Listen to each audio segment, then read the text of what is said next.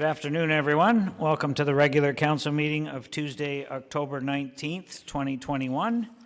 I'll call the meeting to order and ask if you'll join us in the singing of O Canada.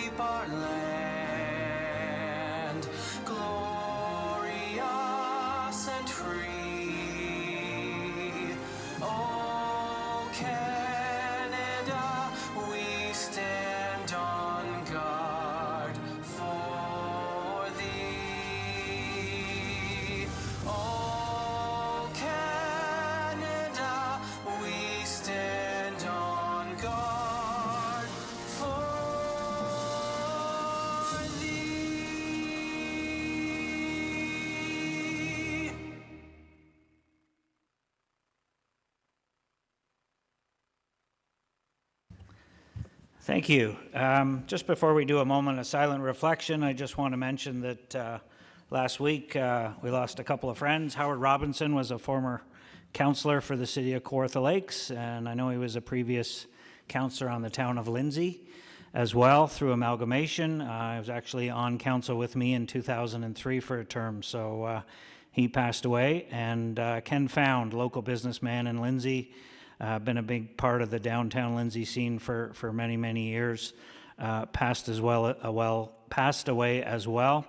And just as a side note, he's the father of Adam Found, one of our staff members. So I'm just going to ask for a moment of silent reflection, our condolences to their families, and ask if you'll keep them in your thoughts.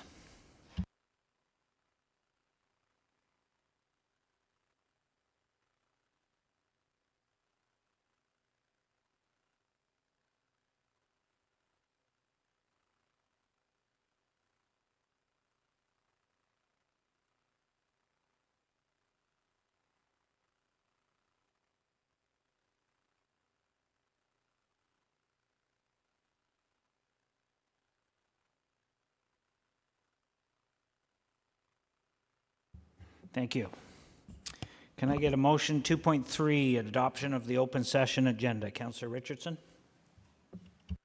Thank you, and through you. Moved by myself, seconded by Councillor Vail, that the agenda for the open session of the regular council meeting of Tuesday, October 19th, 2021 be adopted as circulated with the following amendments, additions.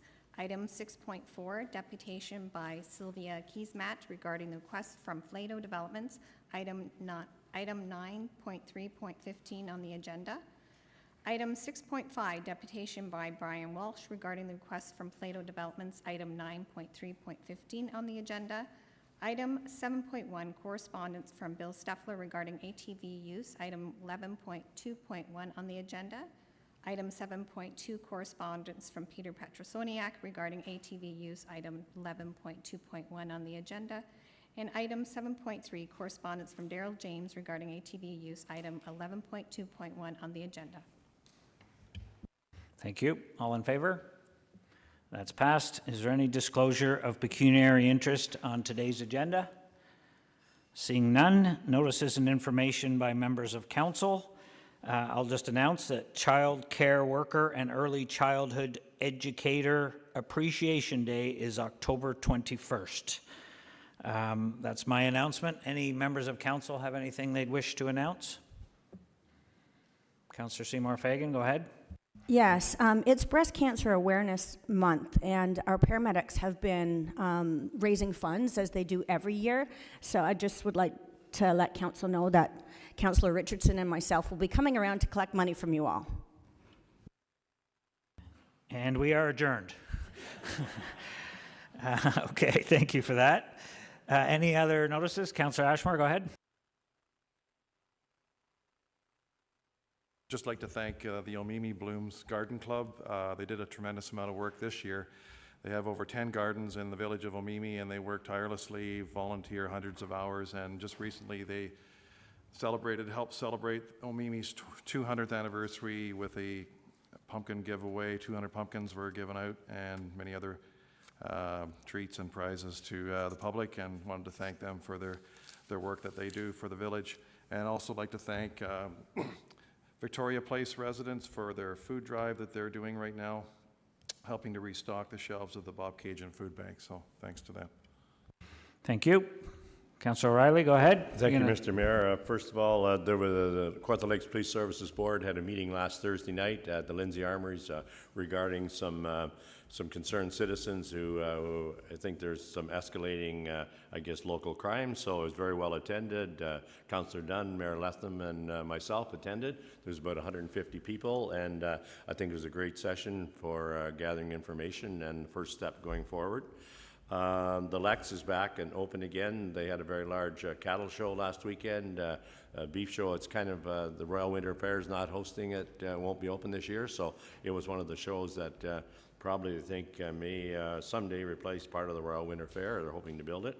And further, I guess as everybody's heard, hometown hockey is coming to Lindsay this weekend, so I believe Craig Shanks is on the line, and Craig's going to have a presentation. Yeah, he's going to update us in a minute. I was hoping you'd tell everybody why we're all wearing hockey jerseys, so thank you for that. Yeah. We don't want a fight to break out. Any other announcements for councillors? Seeing none, I will staff. Director Shanks, are you on the line? I know you've got an update for us. Hello, sir. Go ahead. Thank you. Hello, Mr. Mayor. Thank you. This is first off, I'll apologize about my attire. I'm dealing with a unanticipated out of town issue today, so I apologize. But to echo Councillor O'Reilly's comments, we're certainly very excited that this week Lindsay and Kawartha Lakes is the host of the second stop of Rogers Hometown Hockey for the NHL season. I believe that on screen the clerk is going to be sharing with you what has been done to welcome hometown hockey and individuals to their Lindsay Recreation complex for this year. So you'll see that it's welcome Rogers Hometown Hockey with a montage of local players, hockey pictures and hockey cards, as well as some local players that have played professional hockey across the world. So, and I can tell you that the hometown hockey people are extremely pleased and welcomed by what staff have done there.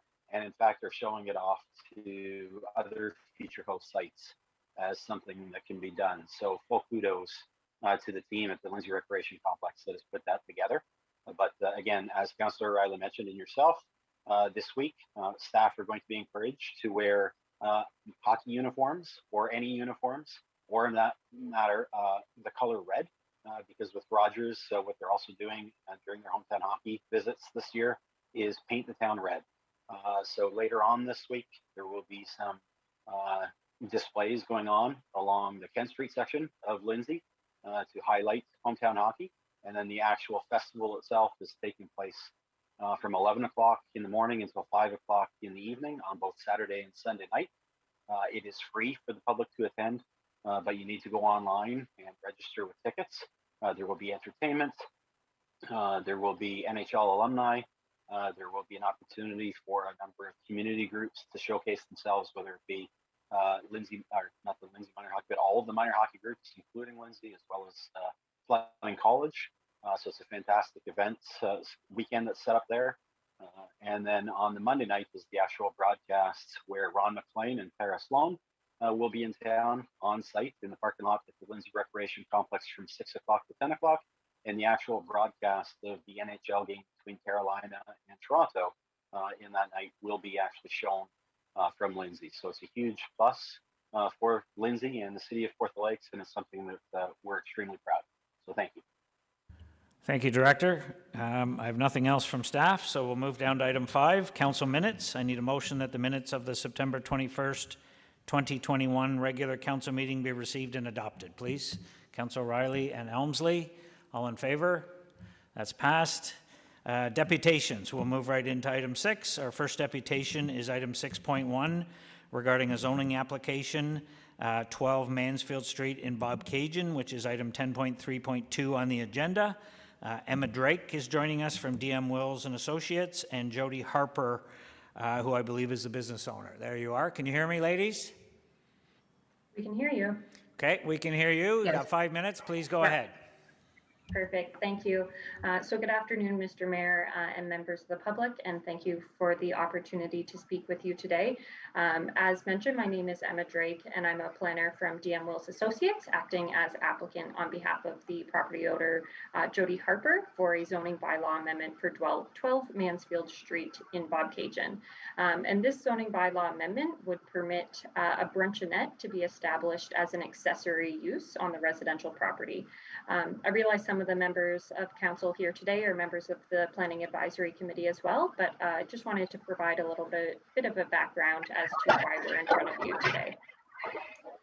So the reason that we're speaking with you today is to request that the parking relief included as an original portion of our application for the zoning bylaw amendment be reintroduced into the zoning bylaw amendment considered by council for approval today. The zoning bylaw requires a total of 8 parking spaces, which would be 2 for the dwelling and 6 for the bruncheonette. And our application asked for a total of 5, so 2 for the dwelling and 3 for the bruncheonette. And this request was initially supported by staff. So this application did go forward to PAC on July 14th and again on October 18th. And it was at the October 18th Planning Advisory Committee outside of the statutory public meeting portion that the change to the bylaw was changed or was made. And there's 3 reasons why we think that the reduced parking requirement is appropriate. The first is that there is available on-street and municipal parking in the surrounding area. When we prepared this application, we did take a look at the downtown Bobcaygeon parking study that the city had completed, and that study showed that there were underutilized parking both in the form of on-street and municipal in the surrounding area. So if there was a situation when clients were visiting the bruncheonette and couldn't park on the property, there is parking nearby that is available. One of the other options is that given the location of this property close to the downtown, close to the beach park, and close to a residential area, there's really good opportunity to encourage active transportation for visitors to the bruncheonette. So to have people either bike or walk to the bruncheonette facility. And Jody and I have discussed, and we are open to installing bike racks on the property as well to further encourage people to bike over rather than driving their car. And this would also apply to visitors that might be docking their boats. They'd be able to easily walk to the facility or, as I understand, rent one of the bikes that are available in downtown and bike over to the bruncheonette. And the third reason why we're requesting the parking relief is really in order to maintain the character of this property and make sure that it integrates with the surroundings well. So a lot of care has been taken to ensure that the bruncheonette remains secondary or accessory to the residential use. It's actually of quite a reduced size and is governed by the provisions for accessory buildings. And the style that it's proposed in is more of a gazebo type style to make sure that it reflects and can continue to integrate with the residential character of the surrounding area. If we have to provide 8 parking spaces on this property, it's essentially going to require the entire frontage of the property along Mansfield Street to be a graveled surface, which is obviously going to remove vegetation from the property and really make the front yard of this residential property look more like a parking lot, which we believe would have a greater impact to the character and the function than if we can go forward with the requested parking relief. So all of that to say that we're hopeful in that considering the application for approval today, that council will amend the draft zoning bylaw amendment to require a minimum of 3 spaces for the bruncheonette use, 2 for the dwelling, so overall 5 on the property. And I also just want to confirm that the parking for the owners or the operators is the parking for their residential use as well. So, your staff parking for this bruncheonette that you would typically include in the commercial parking requirement is provided through the 2 parking spaces for the residents. So we're hopeful that we can modify to reflect the original 5 parking spaces requested, and recognize that this was also originally supported by staff. I am available for any questions, and Jody is on the line as well, and we're happy to discuss with you. Thank you for that. Appreciate it. I'll just get a motion to receive, and we'll see if there's any questions for you. Councillor Dunn, seconded by Councillor Vale. Thank you. Any questions for the deputants? I have a question, Jody, just for you, if you don't mind. So staff have recommended in the report through the traffic study, recommended 3 parking places. The planning committee has recommended 6, which is the original requirement. Without changing the look of the street or the gravel like you talked about on the front, how many parking places could you increase it to if there was some kind of compromise in there? Is there room for some kind of compromise without changing that whole look to the front of your building? I think if the parking spaces were located across from the existing parking spaces for the beach park on Park Street rather than in front of Mansfield, it wouldn't really impact it at all. It's in front of the house. It would depend if they were going lengthwise down the street as opposed to into the property, like vertically into the property. Vertically, you may get 3. Lengthwise, no more than 3. Before you would be getting into the triangle and where the accessory building is actually going to be located. So the 3 you're talking about is the original 3 that staff recommended in the report, correct? Right. Okay, Right. thank you. The other thing, if I may, just for a second, Yeah. at the last meeting, it was brought up, well, how many parking spaces are going to be in the new beach park? And then the question was sort of skimmed over because I don't think anybody actually had an answer. So I went back and I emailed Ryan Smith, the supervisor of capital special projects for Kawartha Lakes, to ask him, because I couldn't determine from the layout on the map just how many there were. And he said that there's going to be 79 parking spaces and wheelchair accessible parking at the beach park. There's going to be 41 boat slips, and they won't have cars. And then there's already 10 parking spaces on Park Street, that existing parking spaces. So 89 parking spaces, and I'm looking to have 8 tables for 2. And I'm envisioning that the majority of the people that are going to attend this are either going to be neighbors, hopefully, if they're okay with it, neighbors and people who visit the beach park. So I think given how many parking spaces are across the street, I don't think parking is going to be an issue. Thank you. And we have that correspondence we received. We each have a copy of that in our folders here today. So council can have a look at that if they wish. Any other questions for the deputants? Councillor Seymour Fagan, go ahead. Yes, thank you. Through you. Jody, have you heard from the neighbors? Because I certainly have. So I'm wondering if anybody's actually spoken to you in regards to their concerns for this area, because it is already very busy. A gentleman across the street in the condo asked where the parking was going to be located, because he said when he backs his car out of his driveway, out of the that in the winter there's snow piles and he has a hard time getting out of his driveway. That was one resident that spoke with me. The other resident lives across the street, and she was stressing about the parking, but she often has 5 SUVs parked on her front lawn. So I'm imagining that that's an issue for her, because she's worried that it's going to infringe on her parking. And then the other 2 who are vehemently opposed to it are Todd and Wendy from the church. And I'm not entirely sure why it's such an issue for them, because A, they don't live there, they attend church there.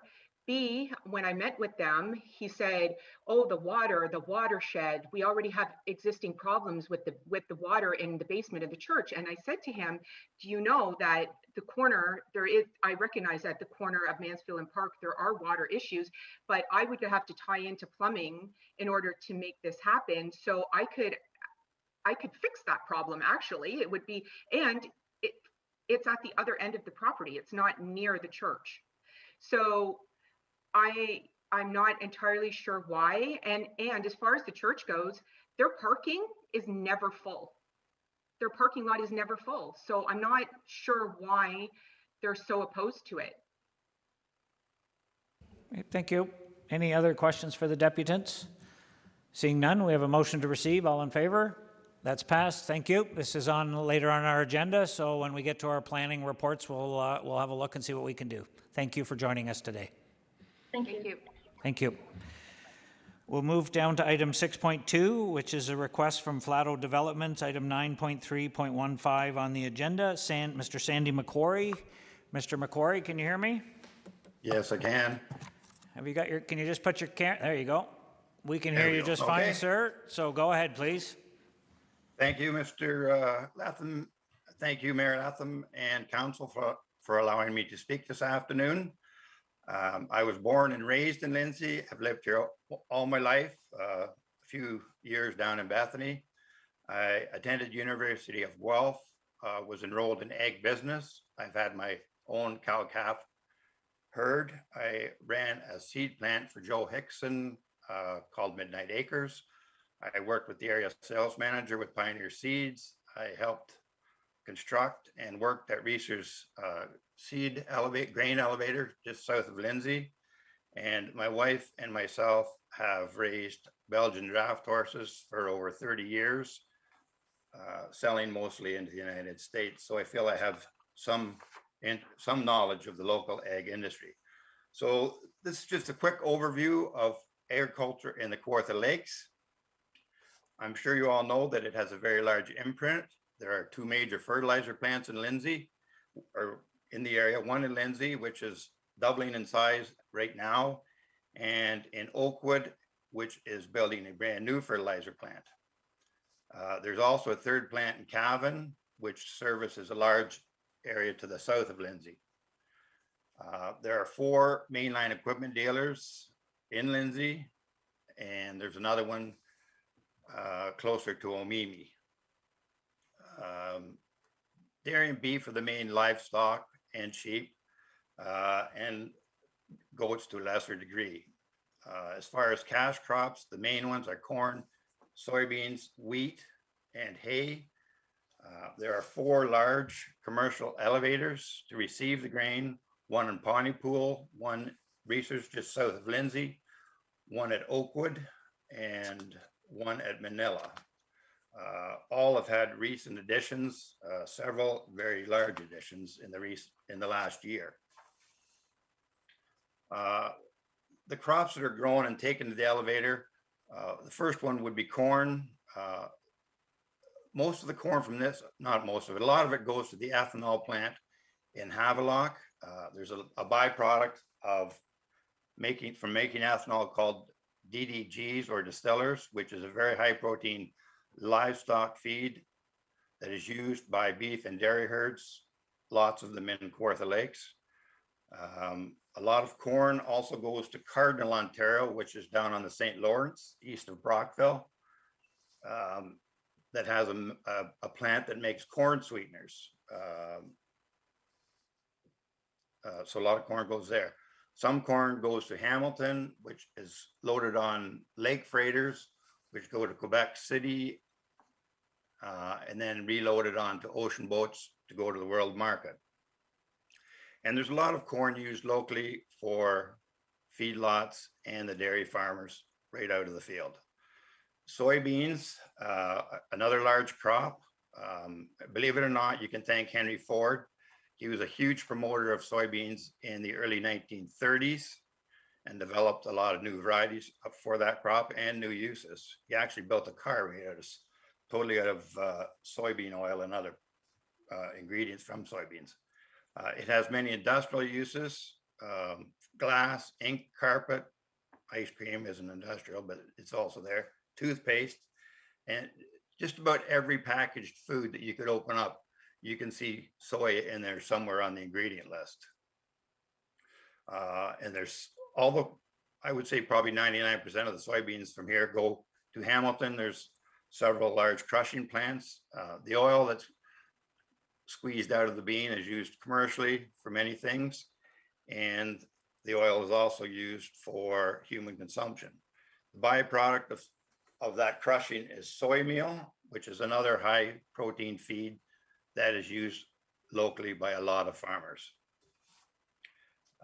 Wheat, there's soft red wheat and hard red wheat are going around here.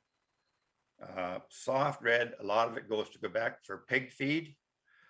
Both hard and soft are also used in the milling industry, and both hard and soft wheat are sent to Hamilton, Lake freighted down to Quebec and sent to world markets also. There's a very big market for hay in Kawartha Lakes. There's a lot of people have horses and they can't grow their own hay, so they buy it from the farmers. There are several very large feedlots in Kawartha Lakes and a smaller number of small feedlots, and they're all scattered throughout through the city. And those feedlots also rely on purchased feed and feed they grew themselves at home. And there's dairy farms, or yes, there are dairy farms, sheep farms, and also goat farms spread throughout the city. The property that's in question on Highway 36 and Pigeon Lake Road is tile drained land, and most of the land surrounding that particular property is tile drained, good farmland. The one thing that council needs to remember, and all the public needs to remember, that once the land is developed, you can't go back. You can't run to the store and buy another 150 or 200 acres. Once it's paved over, you'll never see it again. I've heard comments about where will the water go if that's developed. Well, if there's a crop on it, you don't have to worry about that. The land will look after itself. If it's all paved over, it's going to run into the storm sewers and eventually end up in the river, I guess. So I think that council needs to do a rethink.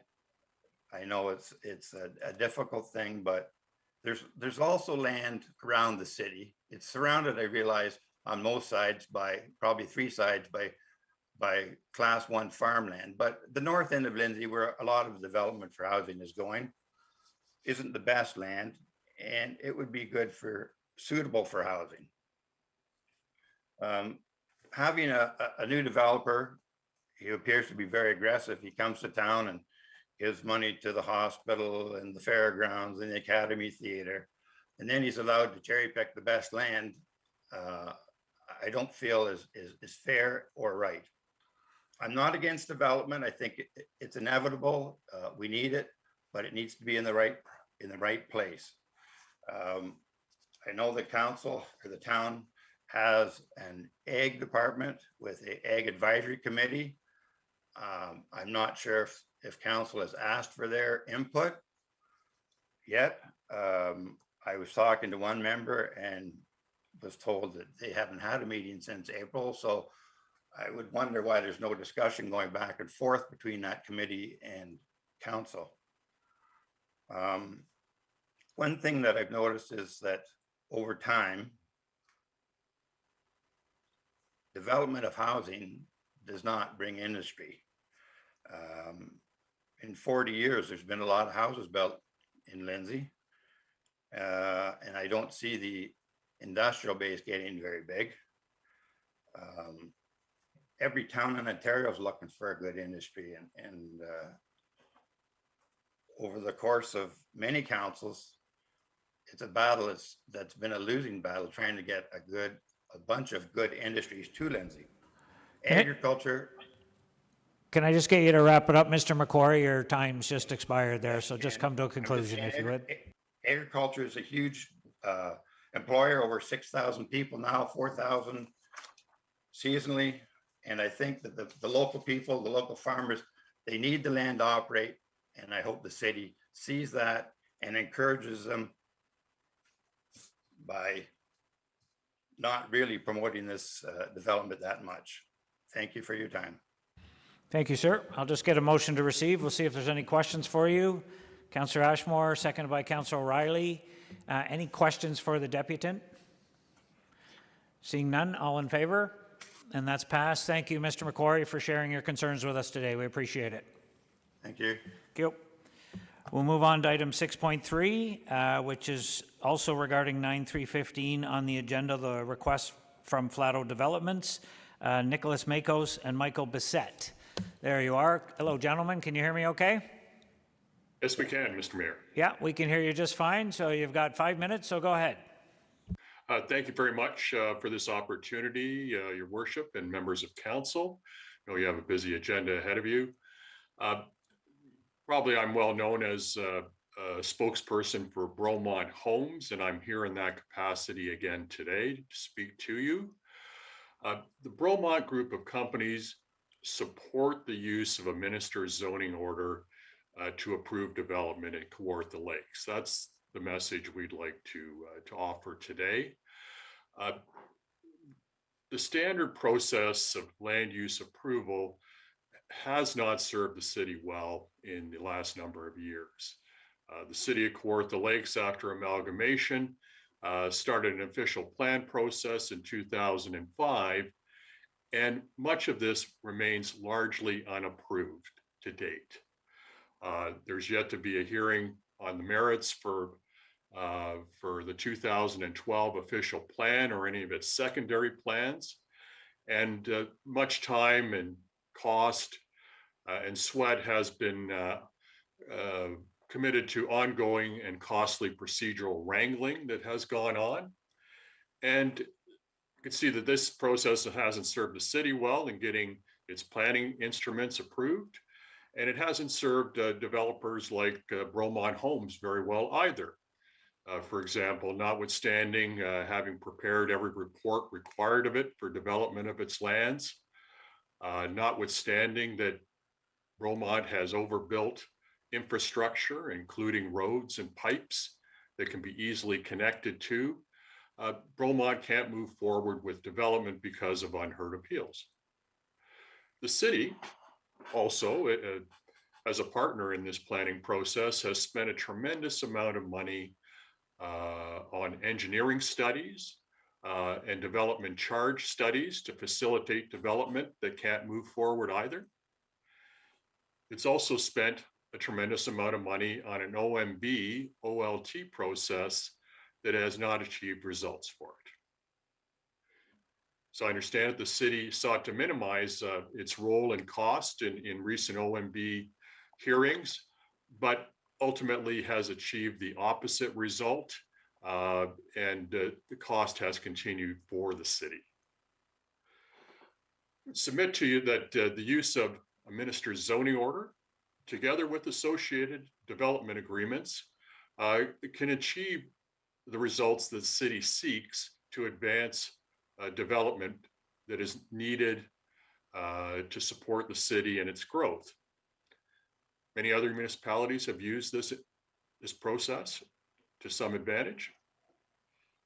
And an MZO can help the city achieve some of its own specific objectives, such as increases in affordable and new rental housing.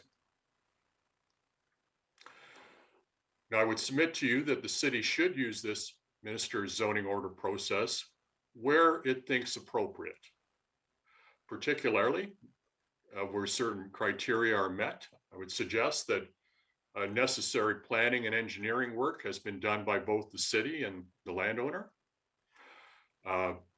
In-ground infrastructure has been completed, which will facilitate development.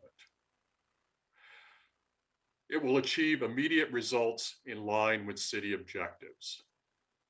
And the usual agreements to regulate development can be entered into.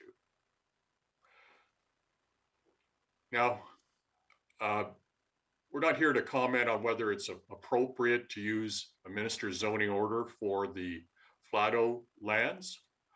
But Bromont is not opposed to the proposition that is before City Council today to have and request a minister's zoning order. Bromont believes that competition in the marketplace will be good for the city and its citizens, who should have choices in where and in what kind of residences they would like to live in. I'm happy to take any questions that council may have. Mr. Bissett is also here with me in spirit today. And he's listed as a deputant, but is primarily here to assist with any questions that council may have. Thank you. Thank you, sir. Appreciate that. We'll just get a motion to receive and we'll see if there's any questions for you. Councillor Yeo and Elmsley, any questions for the deputant? Councillor Seymour Fagan, go ahead. Thank you, through you. Thank you, gentlemen. Where do you reside? I reside in Toronto, Councillor. Okay, thank you. And also, the land that you're talking about with Bromont, is that A1 agriculture?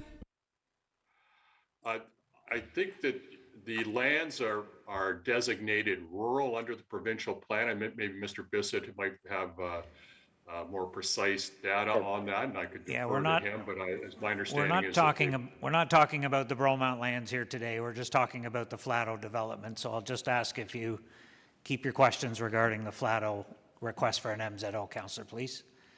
This is not a debate about Bromont. This is just them commenting on the Flato development.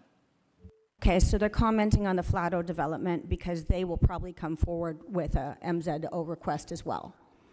Because if one does it, then the other ones can, and I understand because it's been how many months has it been with Bromont that we've been trying to get your lands through? I would put it more in the nature of years, Councillor. Okay, thank you very Bromont much. has initiated development proposal on its land, I think starting about 2013 or 2014. Thank you. Thank you. Councillor Ashmore, go ahead. Thank you. Through you to the presenters. Do you think that an MZ order is the only way to speed up development, or is there any other way that you think the existing system is designed to help developers get their projects from start to finish? Do you think that basically every type of development now will have to have an MZO order? Or can we not? What is it, in your opinion, that's really making it difficult for a developer to get their projects completed? I think that it depends on the circumstance, Councillor. Certainly in the city of Kawartha Lakes, pretty much all of your significant planning instruments have been challenged by appeal. I think by a small group of citizens and determined, and this has held things up. We've been, for example, in our development, trying to get a hearing on the merits just on the boundary of Southeast Lindsay since 2013, and have been frustrated to do so even to date. There's been more, in my experience, before the municipal board and in municipal politics and municipal planning approvals, there is more procedural wrangling than there ever has been in the past. It's simply the nature of the litigation process, both in the courts and before tribunals these days. We become more rules oriented. People are using those rules, and ultimately matters get delayed significantly to be heard properly on their merits. Thank you. Any other questions for the deputants? Seeing none, all in favor to receive? That's passed. Thank you. Thank you, gentlemen. Appreciate you sharing your thoughts with us today. Take care. Thank you very much, Thank you. Mayor and councillors. We'll move down to item 6.4, which is regarding 9315 on the agenda, the request from Flato Developments, Sylvia Keesmat. Hi, Sylvia. Can you hear me okay? I can hear you just fine. And we can hear you as well. So again, just a friendly reminder, 5 minutes. Please go ahead. Mr. Mayor, City Councilors, thank you for allowing me to speak today. My name is Dr. Sylvia Keesmaat. I am a local farmer as well as an adjunct professor at the University of Toronto, where I teach part-time. I'm also a writer for the Lindsay Advocate. I've been involved in the local food movement in the Kawartha Lakes for many years now, and last year I produced a video profiling the Edwin Binney Community Garden and local food issues for my university class. I also sit on the board of an organization that works with the homeless. All to say, I know something about the needs of those in our community who do not have access to good quality food or housing. That is why I am speaking to you today. I have three main points that center on farmland, affordable housing, and trust. First, farmland. As you no doubt know, agricultural land in Ontario is under threat. Approximately 175 acres of farmland are lost every day. A tragedy, since farmland is a non-renewable resource. As Mr. Macquarie pointed out, once it's gone, it is gone. This is why city plans, including the official plan of the City of Kawartha Lakes, are careful to balance the need for housing with the need for local arable land by providing food for our cities. Lindsay does not have a shortage of locations for development. There are many sites within the urban boundary of Lindsay that meet the kind of criteria that Mr. Makos just referred to, lands that have existing infrastructure and meet the criteria of pre-existing studies. These lands can provide high-density, walkable housing with access to existing services, schools, and infrastructure that makes for responsible development. The land that Flato wants an MZO for does not meet the criteria that even Mr. Makos just outlined. Flato is a company that builds primarily on agricultural land. That is why they have needed to apply for MZOs for so many of their developments, and why they have faced so much opposition from local residents and municipalities across Ontario. As news stories from the City of Ottawa made clear just last week, such developments end up costing the city an enormous amount in extra infrastructure costs, even when the developers assure the city that the costs will be covered. And I encourage you to go look at that CBC article. Council should not reward this tendency to work outside of, rather than inside of, urban boundaries.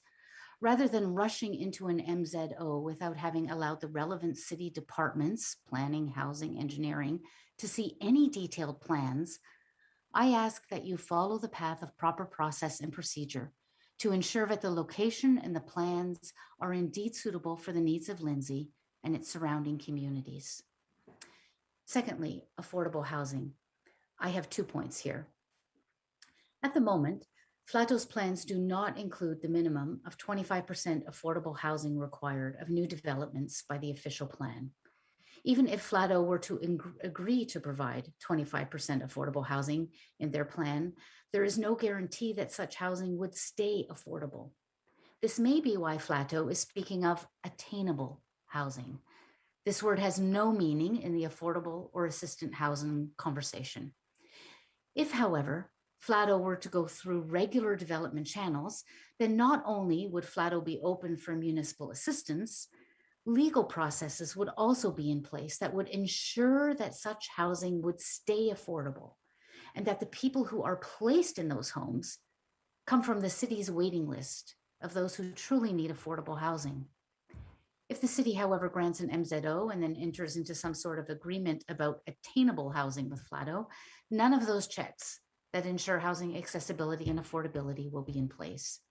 And let me remind you that Flato has no track record in any of their other developments of providing this sort of housing. In fact, the most repeated words on their website about their projects are exclusive and luxury. B, one way to ensure that Flato does meet affordable housing minimums would be to ask for land in lieu. This process is required in some Ontario municipalities and is an arrangement whereby the developer commits to handing over a certain portion of land that is then transferred to an organization that has the necessary experience in building and maintaining affordable housing. There are many organizations with this kind of expertise. In our city, we have KLH Housing and a place called Home, but further afield, there are organizations such as Indwell, Flourish, and the Ontario Aboriginal Housing Services, who not only provide expertise, but also manage the entire process. If the city is committed to affordable housing, and the waiting list of more than 2,000 households in this city suggests we should be, then land in lieu is a wise and viable option for further development, and MZO makes it hard to ask for such an agreement. Third, my last point is about trust. Agreeing to an MZO at this process means that the council is placing an enormous amount of trust in Flato. This is, in effect, agreeing to a plan that has no details. Those who are arguing for an MZO seem to be laboring under the illusion that once an MZO is granted, a development agreement can be put in place. But there is no legal mechanism for enforcing any kind of development agreement under an MZO. Let me say that again. There's no legal mechanism for enforcing any kind of development agreement under an MZO. Nor is there any evidence from their previous projects that Flato is able to deliver on affordable housing. Rather than putting our trust in an MZO, we should be trusting in the processes and plans that this council itself has wisely put in place. Thank you. Thank you, Sylvia. I appreciate that. Let me get a motion to receive. We'll see if there's any questions for you. Councillor Richardson and Vale. Any questions for the deputant? Seeing none, all in favor of receiving? That's passed. Thank you very much for sharing your time with us today. Appreciate it. You're welcome. Item 6.5 is our last deputation regarding 9315, request from Flato Developments. Mr. Brian Walsh. Mr. Walsh joined us on Committee of the Whole, so he's aware you have 2.5 minutes today, sir. So go ahead. Yes, thank you very much. Recognizing that everybody is wearing Canadian semi-formal, I have put on a hockey jacket. Picking up on what Dr. Keesmaat just said about affordable housing, I'd like to return to the question of the track record of Flato Development. This developer has a proven track record at building exclusive and luxury subdivisions. This developer seems to have an insatiable appetite for prime agricultural land. This developer has a track record of seeking MZOs for their developments, thereby jumping the queue on regular municipal planning and zoning processes. Now, also, as Dr. Keesmaat just said, the official plan, together with the housing and homelessness plan, places a priority on affordable housing. So what is Flato's track record on affordable housing? How have they done at providing seriously affordable housing in the past? Well, there is no track record whatsoever when it comes to affordable housing, nor is there any track record so far on rental accommodation. Key to the development agreement that you are seeking to establish with Flato are two forms of housing that this developer has never completed in any of their existing developments. You are contemplating supporting an MZO for a developer who has not proven their ability to provide this kind of housing. So I repeat from my earlier deputation, don't do it. Reject this request. If the planning process is broken, then fix it, but don't grant an MZO in the absence of that fix. Or, if you are inclined to support this MZO request, then for the sake of good governance, for the sake of due diligence, for the sake of ensuring that this project will begin to fulfill the vision this council has endorsed for our city, I urge you to defer this decision until January, when it can be considered together with the development agreement that you are seeking with the developer. I offer 4 quick grounds for this suggestion. 1, it gives council and staff a little breathing room to reflect and consult. This whole thing has been rushed, but there is no immediate urgency in making this decision. Council could communicate to the minister that you are taking some more time on this request. 2, council could seek further input from other departments that would have an important interest in this project: planning, housing and homelessness, the housing corporation, environmental, agricultural. All need to have a look at this project. 3, council would have a development agreement in hand that demonstrates, as best as such a thing can, the commitment of Flatel to submit to all municipal processes and the way in which the city is protected legally and financially. 4, I don't think it is an undue hardship on the developer to be asked to wait for 3 months. And it would demonstrate Mr. Rematula's good faith that he would want council to take this time to make an informed decision. So my first words, friends, was don't do it. My second word, in the words of those great urban planners, Simon and Garfunkel, is slow down. You move too fast. Thank you. Thank you, Mr. Walsh. I'll get a motion to receive. We'll see if there's any questions. Councillor Elmsley and Dunn. Any questions for Mr. Walsh on the deputation? Seeing none, we have a motion to receive. All in favor? That's passed. Thank you, sir, for joining us again. Appreciate it. Okay, we'll move down to item 7, correspondence regarding ATV use. Item 11.2.1 on the agenda from Bill Steffler. Motion to receive, please. Councillors Yeo and Elmsley, all in favor? That's passed. 7.2, correspondence regarding ATV use regarding item 11.2.1 on the agenda from Peter Petrozoniak. Motion to receive, please. Councillor O'Reilly and Vale, all in favor? That's passed. And 7.3 is correspondence regarding ATV use, item 11.2.1 on the agenda from Daryl James. Motion to receive, please. Councillor Seymour Fagan, second by Councillor Richardson. All in favor? And that's passed. Takes us down to Committee of the Whole. Extractions. So let me see here. That the minutes of the October 5th, 2021 Committee of the Whole meeting be received and the recommendations included in section 9.3 of the agenda, save and accept. 9.3.11, it's been extracted by Councillor Dunn, the long-term financial plan. 9.3.15, the Flato request for administered zoning order has been extracted by myself. 9.3.22 is the memo from Councillor Elmsley regarding the extension of service on Gillis Street has been extracted. 9.3.28 has been extracted by Councillor Ashmore, a couple of his decision units on roads. And 9.3.36, the environmental assessment second water source for Woodville memo has been extracted by Councillor Vale. Any other extractions? So save and accept those. 1, 2, 3, 4, 5. That all other recommendations be adopted. Did I get that right, Sarah? Okay. Need a mover and a seconder. Councillor Elmsley and Dunn, second by Councillor Dunn. Any questions? All in favor? That's passed. First extraction is Councillor Dunn, 9.3.11, the presentation and recommendation regarding the long-term financial plan. Go ahead, sir.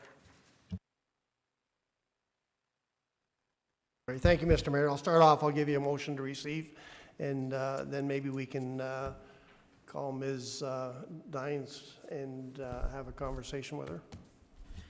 You bet. So the presentation by, just like it's written, Ron Taylor, CAO, Carolyn Danes, Treasurer, regarding long-term financial plan update be received. Moved by Councillor Dunn, second by Councillor Yeo. Do you want to ask your questions now, or we'll move that and go from there? Let's do that. Let's vote on it now. Let's vote on it now. So we have a motion to receive. All in favor? That's passed. Follow up, Councillor Dunn, you had a couple questions. Go ahead. Yeah, my first question is on our current $25 million cap. Like, I'm not as concerned by, I'm obviously concerned, but as concerned by the water wastewater because I recognize an awful lot of that is legislation and we simply have no choice. And the way we're going to have to pay for it is through debt. And I'm also less concerned with Kawartha Lakes, Kawartha Halliburton Housing Corporation, because essentially in that particular case, all we're doing is holding a mortgage. So on both of those items, I'm quite comfortable with them. I am very concerned with the city tax supported debt. And I do recognize there's a need to grow. I very reluctantly, but I do recognize that. So my question is if in fact we pass the recommendations that are currently in front of us, how much am I increasing my $25 million debt over the term of this offer? Okay, through you to the councillor. What the 7.5% debt servicing ratio gives you is a total debt payment over the full city. So Kawartha Lakes, Haliburton Housing, water and wastewater, and tax levy. So to make a long story short, what you're doing is you're increasing that 25 million to $77 million in tax supported debt.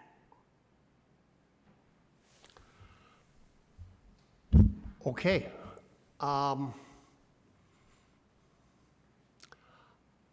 really don't know what else I can say. I will say that if you look at the, I did send the mayor an email just before lunch, and we haven't had a chance to talk about it, and I can send it to you as well.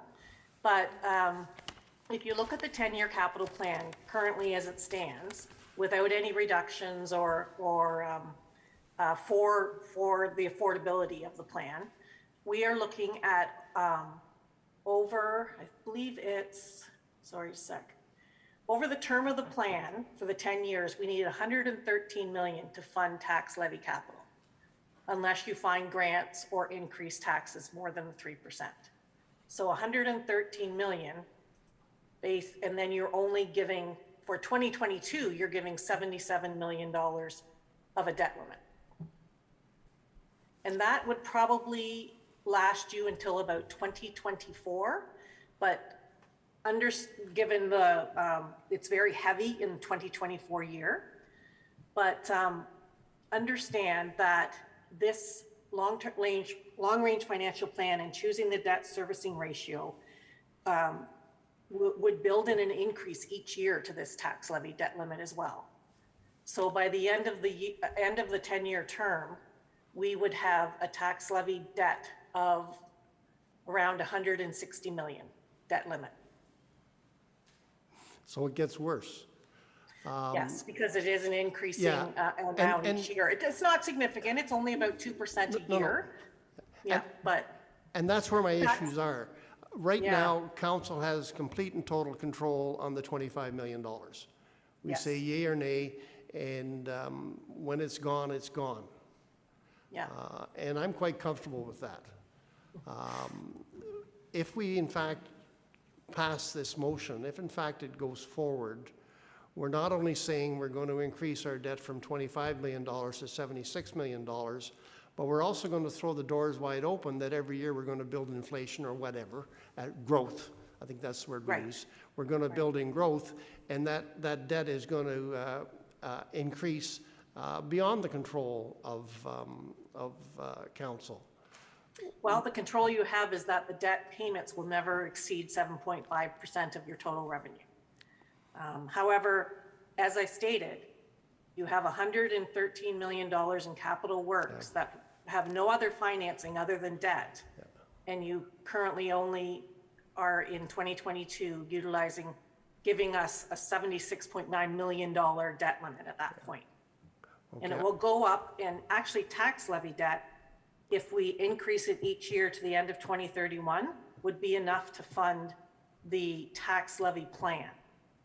Other areas aren't as fortunate. Water and wastewater, it does not increase enough to cover the full plan, nor does Kawartha Lakes Haliburton Housing. So we understand that each year there's going to have to be some decisions made on the capital plan that goes forward. And potentially the whole plan will not be able to proceed and will be pushed out and projects deferred. Okay, so in my world, and I live in my own world, I recognize that. In my world, I'm in favor of increasing taxes and lowering expenses. Make more, spend less. Yeah. So the fact we have 113, would you say 113, 136? 113 million for tax. You know, so Yes. because we have a planned spending of $113 million, I dare say if we really put our mind to it, and the reason why some of these things get kicked down the road is because we simply can't afford them, and we've been kept in check. We've been kept in check by the fact that we have a $25 million spending limit, so we'll never be able to afford it. So maybe some of those things we should reconsider and just take them off the table completely, and then we wouldn't have all these plans outstanding. I'm going to make all these arguments again because I'm not going to move forward with the rest of the recommendation. But having said that, I am absolutely positive that somebody on council will move forward, and I don't want to waste all my good arguments with a discussion with you when I can have it with them. Okay. So thank you very Sounds much. good. Okay. Thank you. Councillor Elmsley, go ahead. Thank you, Mr. Mayor, and through you to Ms. Daines. Over the course of the 10 years, we will be repaying portions of this debt, will we not? Yes, we will. Yep. And during the course of the 10 years, we are talking about having a 1.5% surcharge for infrastructure. Yes, and that has been factored into this calculation of the need for debt. If you took away that 1.5% dedicated infrastructure levy, the need for debt would increase. It would increase. Yes. And the I think it's 13 million, is it? Yes. That we're talking about tax-supported projects.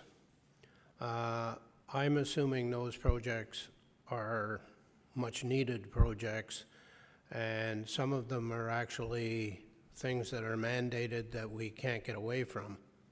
Is that correct? I'm not sure. Again, it's part of the asset management plan that council has seen. Obviously, in discussions with Dr. Found and the Director of Engineering, as well as the CAO, these projects are on there for a reason, obviously. And they're very important. Some of them are legislated, more so in the water and wastewater area for sure. But I'm sure that some of the portions of the tax levy capital plan are legislated as well. Also, as we go forward every year, council will continue to debate budgets. And during that budget deliberation, council can make changes as it deems necessary?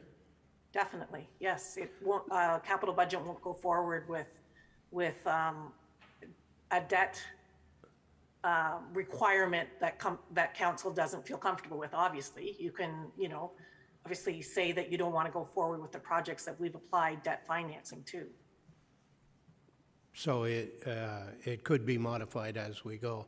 And I think it's true to say that over the past 14 years that I'm aware of, our capital programs have been somewhat starved for financing. That is correct, yes. So- We have had to work on the 2022 capital budget to reduce it significantly in order to bring it in line with the financing that's available. Right.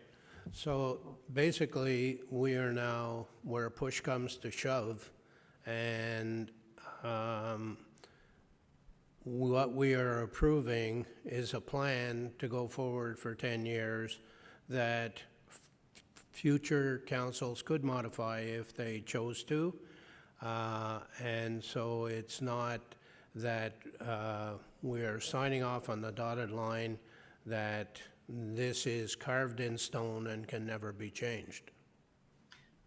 For you, that is correct. However, staff will move ahead with planning of those budgets with the 7.5% debt servicing ratio in mind as they work through those budgets. Again, but then they will bring that to council for approval, and council can either reject it or approve it. Yeah, thanks very much. Thank you. Councillor Ashmore, go ahead. Mr. Mayor, through you to Ms. Daines. Two quick questions. Right now, what is the debt servicing ratio set at? It's we don't really have a debt servicing ratio set at anything. The way I have proceeded with debt is that we've used the limits that council has approved, and as well, I have told the capital managers that I don't want to see the debt servicing ratio above 7.5%. Currently, it's around 5.5 to 6%. So that's, as long as that stays under the 7.5%, then I'm happy to proceed with debt financing. Okay, thanks. And secondly, you mentioned about capital expenditures of 113 million, and you said the words "not sure." We're not sure about, for example, the Victoria Manor, whether it's going to be mandatory that we have to rebuild it in 5 years. So there's like 40, 50 million there. So the two words "not sure," they kind of didn't make me feel very comfortable. So Yeah, I I'm wasn't not sure when I said not sure, but I'm pretty sure. So the 113, that's on the high side, is it, or is that just that's your No, projection? that's, when we looked at the plan, that's 113 million of debt financing that is needed. It's not necessarily 113 of capital expenditures. The capital expenditures would be quite a bit larger. We're just saying that in the plan that we have over the 10-year period for the tax levy portion, we need to use debt financing for 113 million over the 10-year period. So the capital expenditures could be 500 million, I'm not sure. But the portion that is debt related is 113 million for the tax levy side. Thanks, Caroline. So I have a quick question. So Sure. council's always been pretty comfortable, well, since I've been here, council's been comfortable with the $25 million, limit, and we know we sort of work within that parameter for a tax levy. I know we've done some special debt for special projects on top of that. Why not continue with that? Like, why not a recommendation that we, I don't know, and I'm just spitballing, but increase our debt 2.5 million a year for 10 years to get it up to 50 million, or 5 million a year if we're going to the 75 million? Why go from that model that council's had a bit of a comfort zone with to a debt servicing ratio that, is really probably a little more flexible on your end as the city grows and inflation and such? But why the change in, why the recommendation in the change in the model, if that makes sense? Okay, so the 10-year plan is very large for the capital sections. And especially KLHHC requires quite a bit of capital financing for the future, approximately, let me just see, 159 million in debt financing for KLHHC. And I needed to be able to establish a debt limit for KLHHC to tell them, here's your debt limit, go and do what you need to do, kind of thing. And the debt limit that is in this plan exposed that there is not enough of KLHHC debt in order to finance their full 159 million debt requirement.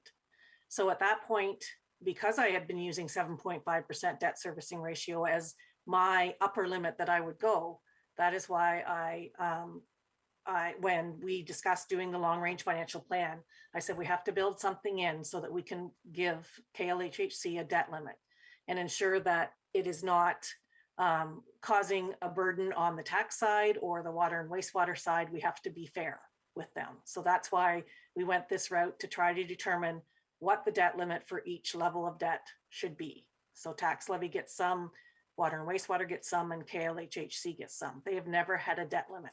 So that's really what pushed me in the beginning. And then as we worked through capital budgets in the last few years, they have been way higher than what we could afford. And we have worked on getting them down to a level that we could afford, which is a lot of effort. And I mean, it's something we do every year, and that's fine. But I think we need a target that includes everybody.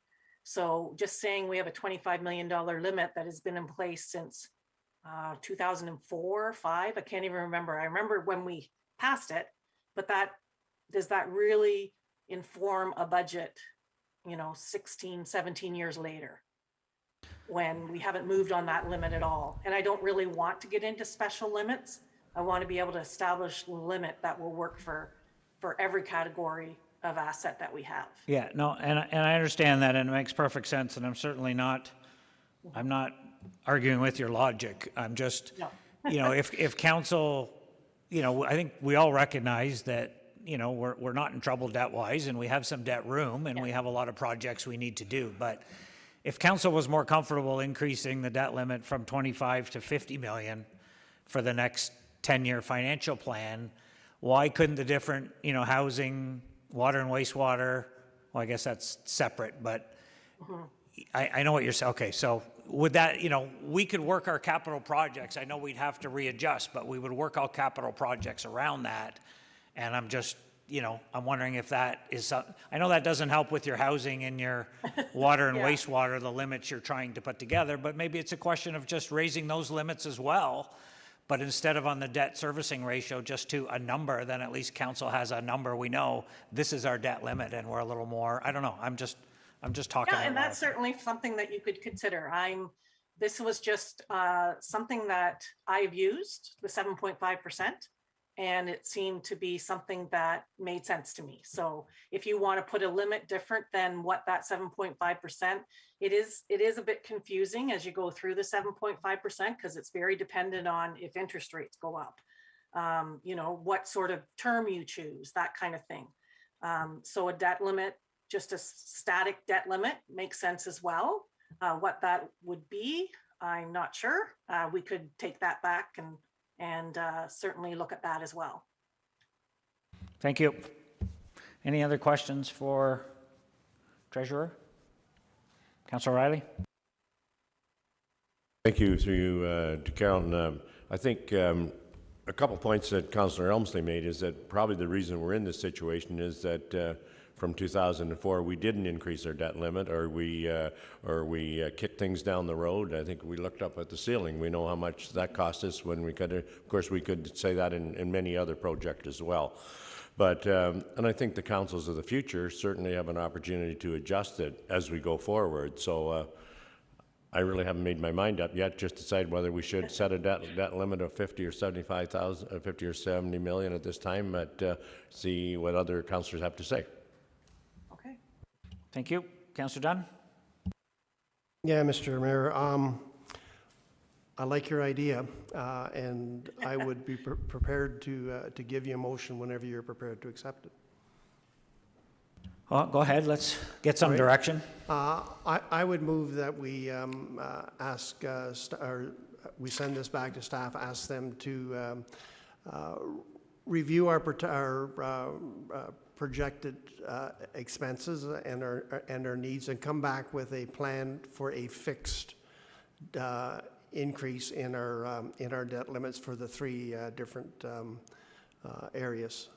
And they can bring the plan back, and if they say that we need to increase our debt limit by $2.5 million per year or $3 million per year, then it's still a fixed rate.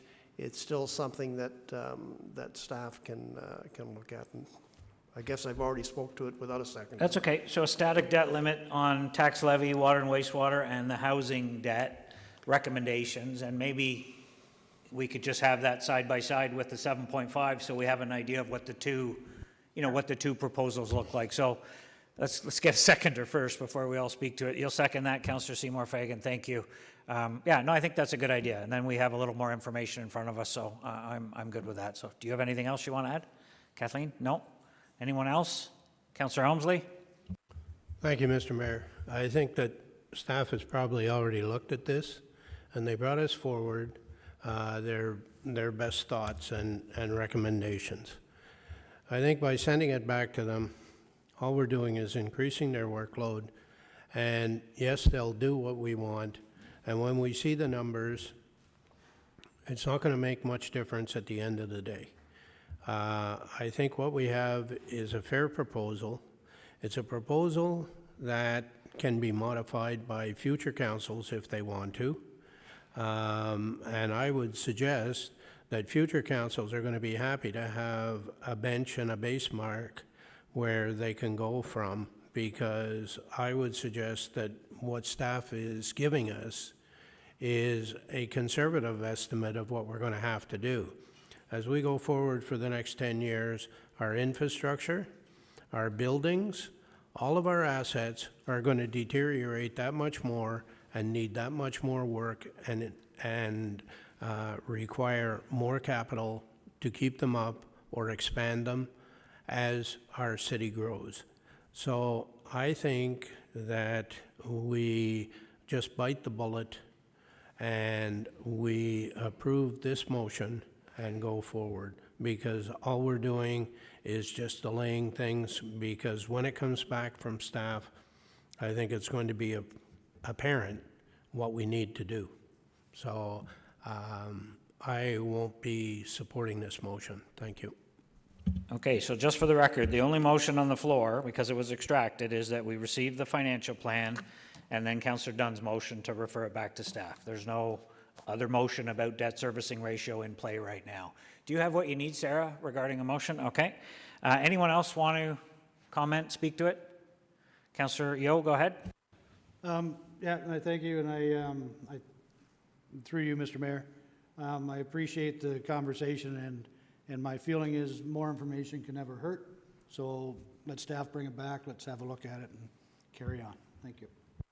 Thank you. Do you want to sum up, Councillor Dunn? You're good? I'll call the question. All in favor? And that's passed. Thank you. Thanks, Caroline. Appreciate it. I'm sorry for the extra work. No problem. We'll get there. Okay, the next extraction is 9315, which is the Flato Lindsay Community Request for Support of a Minister's Zoning Order. So we had some deputations.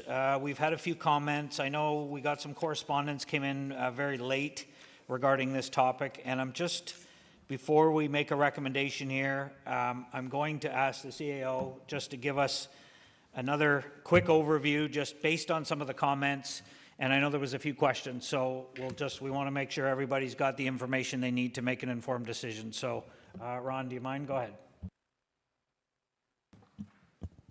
Thank you, Mr. Mayor, and through you. So you'll recall this conversation happened 2 weeks ago at Committee of the Whole. It was in response to an initial request a month prior to that from Flato Developments for you to support a minister's zoning order that they were requesting through the provincial ministry.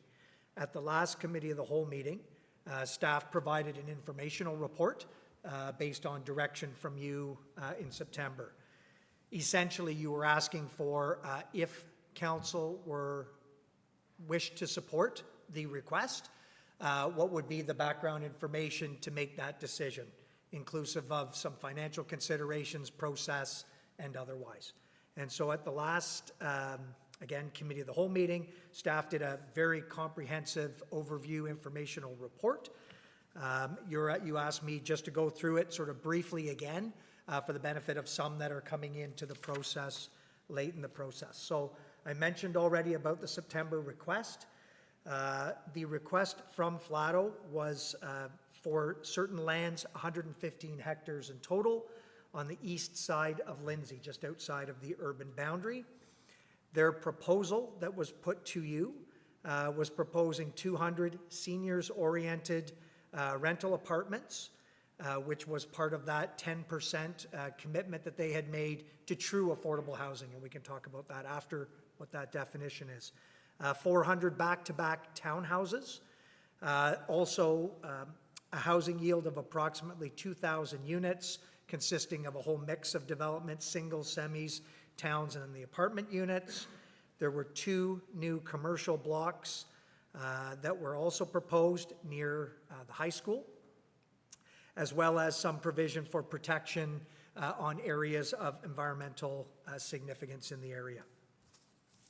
And so overall, I had updated you when we looked at this proposal.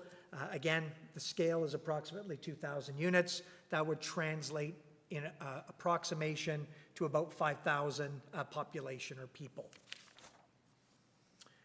The next parts of the report basically walked you through our current process. So putting aside the request, what are the planning processes that are applicable to anybody to propose and go through to expand an urban boundary, to then get status in our official plan, to then update our zoning bylaws, and then all of the other implementation processes that would be required, whether it's a subdivision agreement or a site plan agreement, depending on the nature of the development.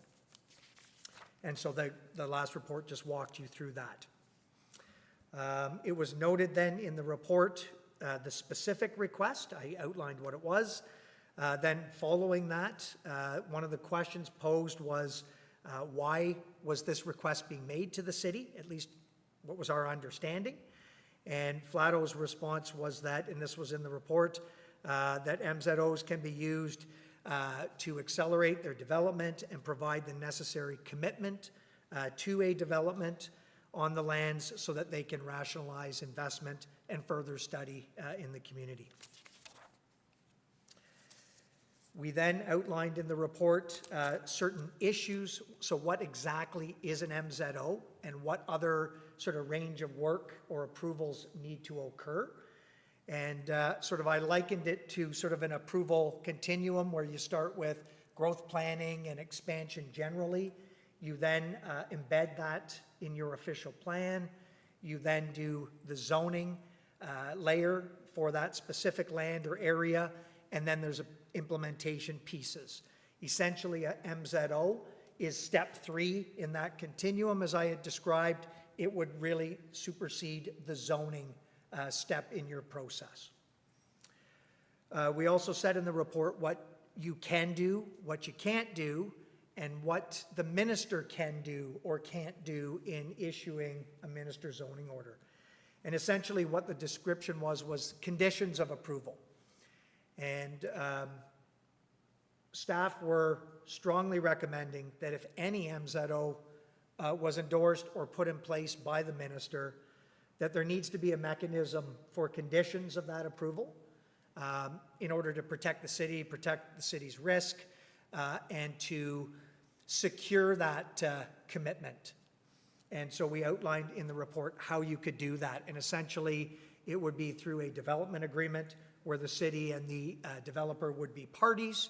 They would agree to certain conditions or processes, and then potentially financially secure that. So the recommendation or the option for you, and it was subsequently adopted by you or recommended as Committee of the Whole, was to endorse this particular request, but with the caveat that a development agreement had to be entered into, and that development agreement needed to be approved by you, and in the absence of that, in a period of time, you would make a request to revoke that minister zoning order. I think, Mr. Mayor, that really just summarizes the content of the report, but again, happy to answer any questions that you might have. Thank you. Councillor Dunn. Thank you, Mr. Mayor. Through you to the CAO.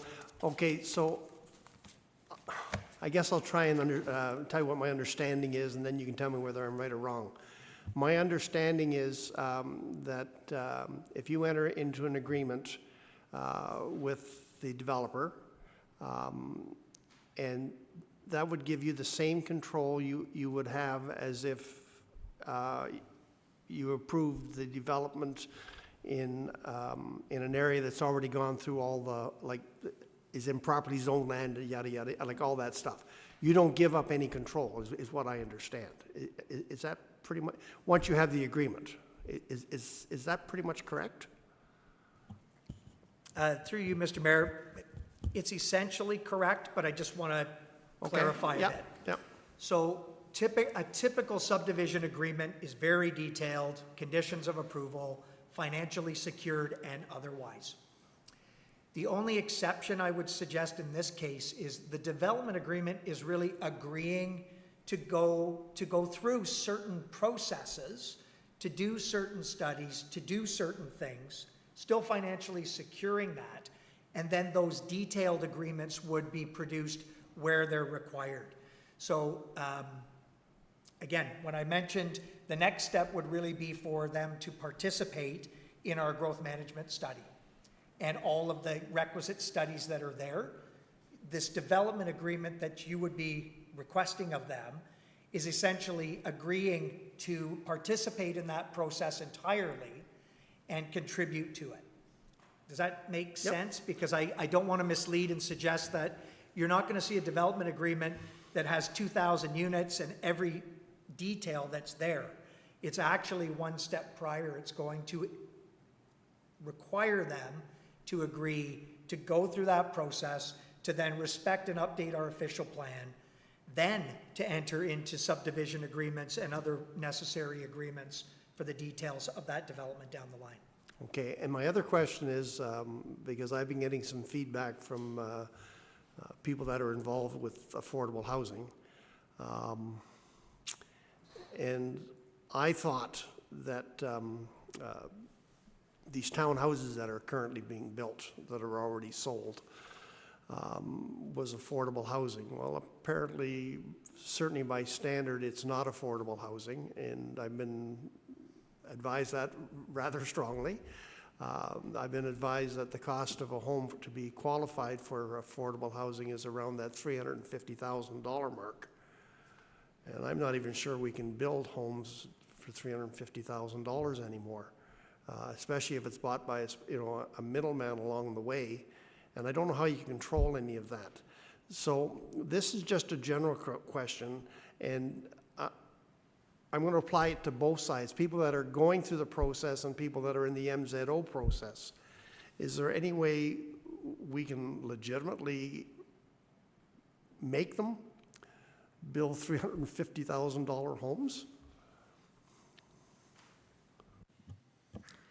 So through you, Mr. Mayor, it's a great question, because we've actually been struggling for, and I'm saying decades now, essentially, sort of to try to meet official plan requirements for affordable housing in all communities. It's not unique to Kawartha Lakes. It's right across the province, quite frankly.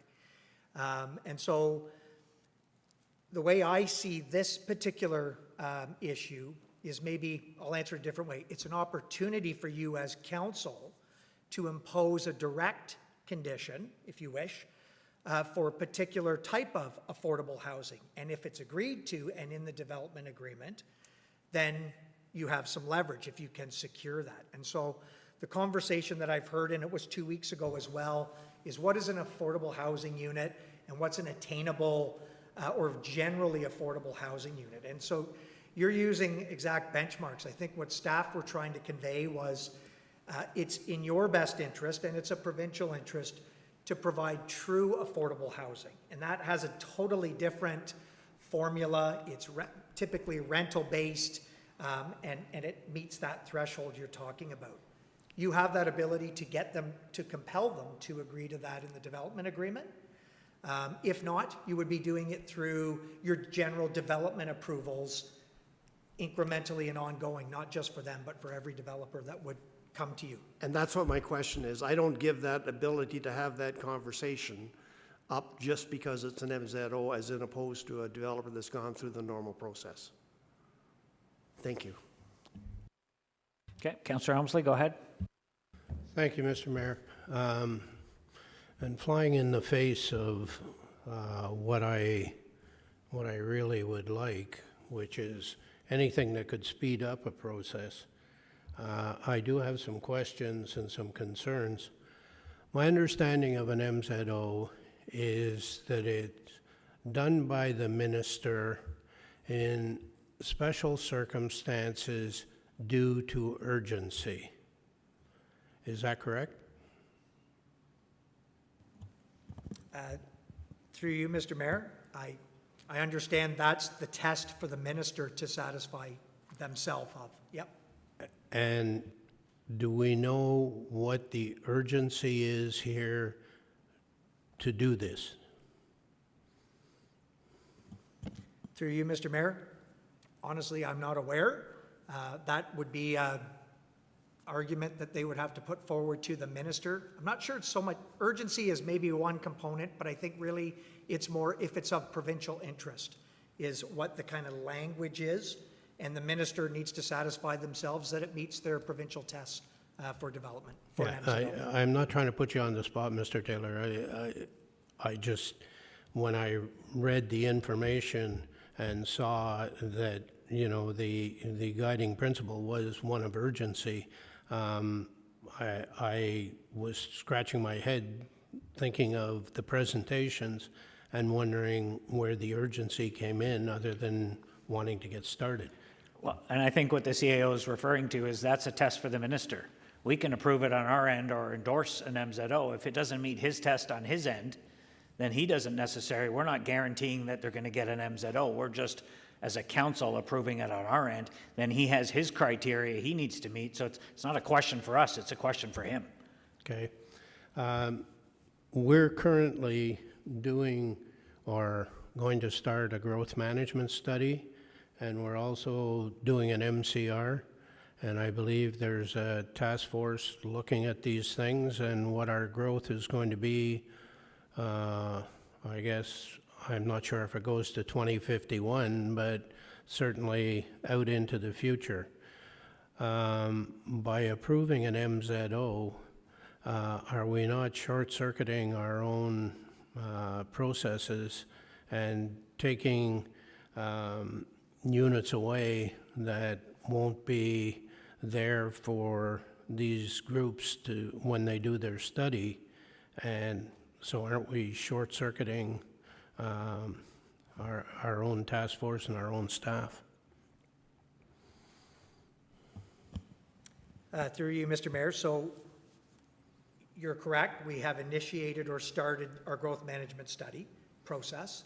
That task or that project is to look at growth based on projections that were provided by the province and how to accommodate those in Kawartha Lakes to 2051. And so I know you've had many updates in the past or iterations of targets for population, but essentially that's what's in front of the Growth Management Task Force, is to look at that projected growth. In terms of what it actually equates to, so the last key iteration you would have dealt with, and that was through your secondary plans and your official plans and what's in front of the tribunal currently, was growth projections to 2031 and how to accommodate those. And that all of the planning instruments there, that was the exercise to accommodate those. So that was for 100,000 population and 27,000 jobs. And we had to plan how to accommodate those. So essentially, again, this growth management study, this next phase, is now going from 2031 to 2051, targeting 117,000 population, so an increase of 17,000, and 39,000 jobs being accommodated, so 12,000 new jobs in that planning horizon. So doesn't, if we take 2,000 out of that, off the top, that leaves less when we get out into the outlying areas outside of Lindsay. We can expect that most of the growth will occur in Lindsay, but when we get to the outlying areas, they may be starved for opportunities to grow. Through you, Mr. Mayor. So first of all, just to clarify, it's 2,000 units that they're proposing, 5,000 population. So we said in the report, essentially, as you endorse, you are endorsing sometime down the line. So in that next growth horizon, I would suggest that growth should be accommodated and considered in the next growth management strategy iteration. In terms of how and where, that's obviously subject to the growth management study itself and sort of looking at the various supporting studies in terms of where growth can best be. And you got to remember as well, these are sort of the minimum targets that you're planning for new growth and development. It does not negate other intensification, which is very valid and quite frankly supported type of development within those existing urban areas as well. But you are correct. That would mean 5,000 people essentially should be considered and accommodated in that 20-year horizon of 17,000 additional people. Thank you for that. I guess where I am with this, and as I preface my remarks, you know, I'm really in favor of anything that speeds up the process, but I really have some trepidation about doing this. Obviously, it's new to us. We've never done it before. And I think that, you know, there are some things that need to be considered.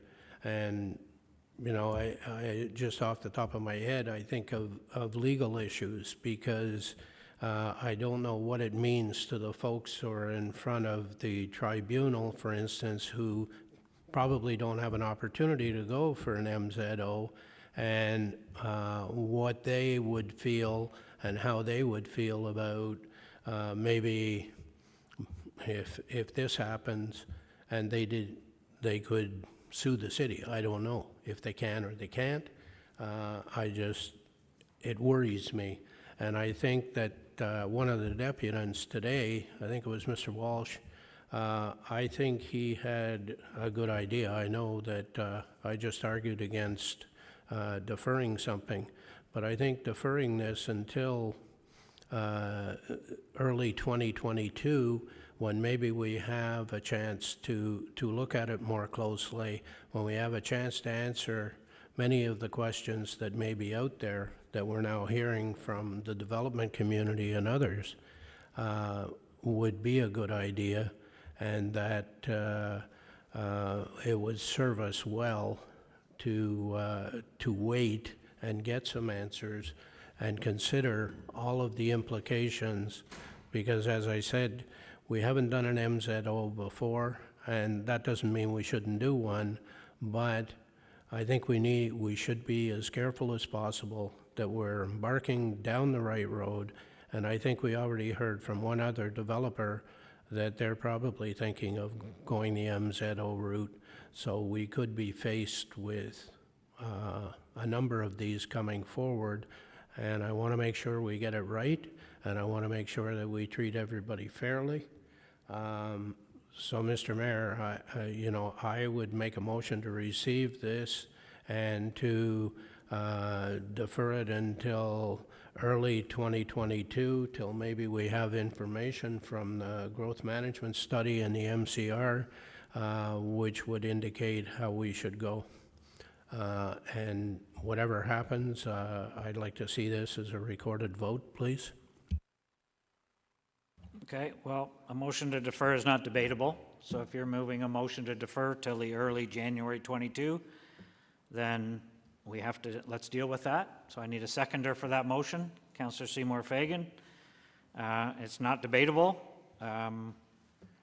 Recorded vote requested for the motion to defer. Receive the report and defer the Minister's zoning order request till January 2022. Moved by Councillor Elmsley, seconded by Councillor Seymour Fagan. Not debatable. Go ahead. Councillor Seymour Fagan. In favor. Deputy Mayor O'Reilly. Opposed. Councillor Yeo. Opposed. Councillor Vale. Opposed. Councillor Richardson. In favor. Councillor Ashmore. In favor. Councillor Elmsley. In favor. Councillor Dunn. Opposed. Mayor Latham. Opposed. Motion fails 5-4. Okay, you had a question, Councillor Seymour Fagan, before? Go ahead. Yes, I did, and thank you through you. I was just wondering, before the motion was made, what would the 3 months difference actually make? Because there's nothing on the land.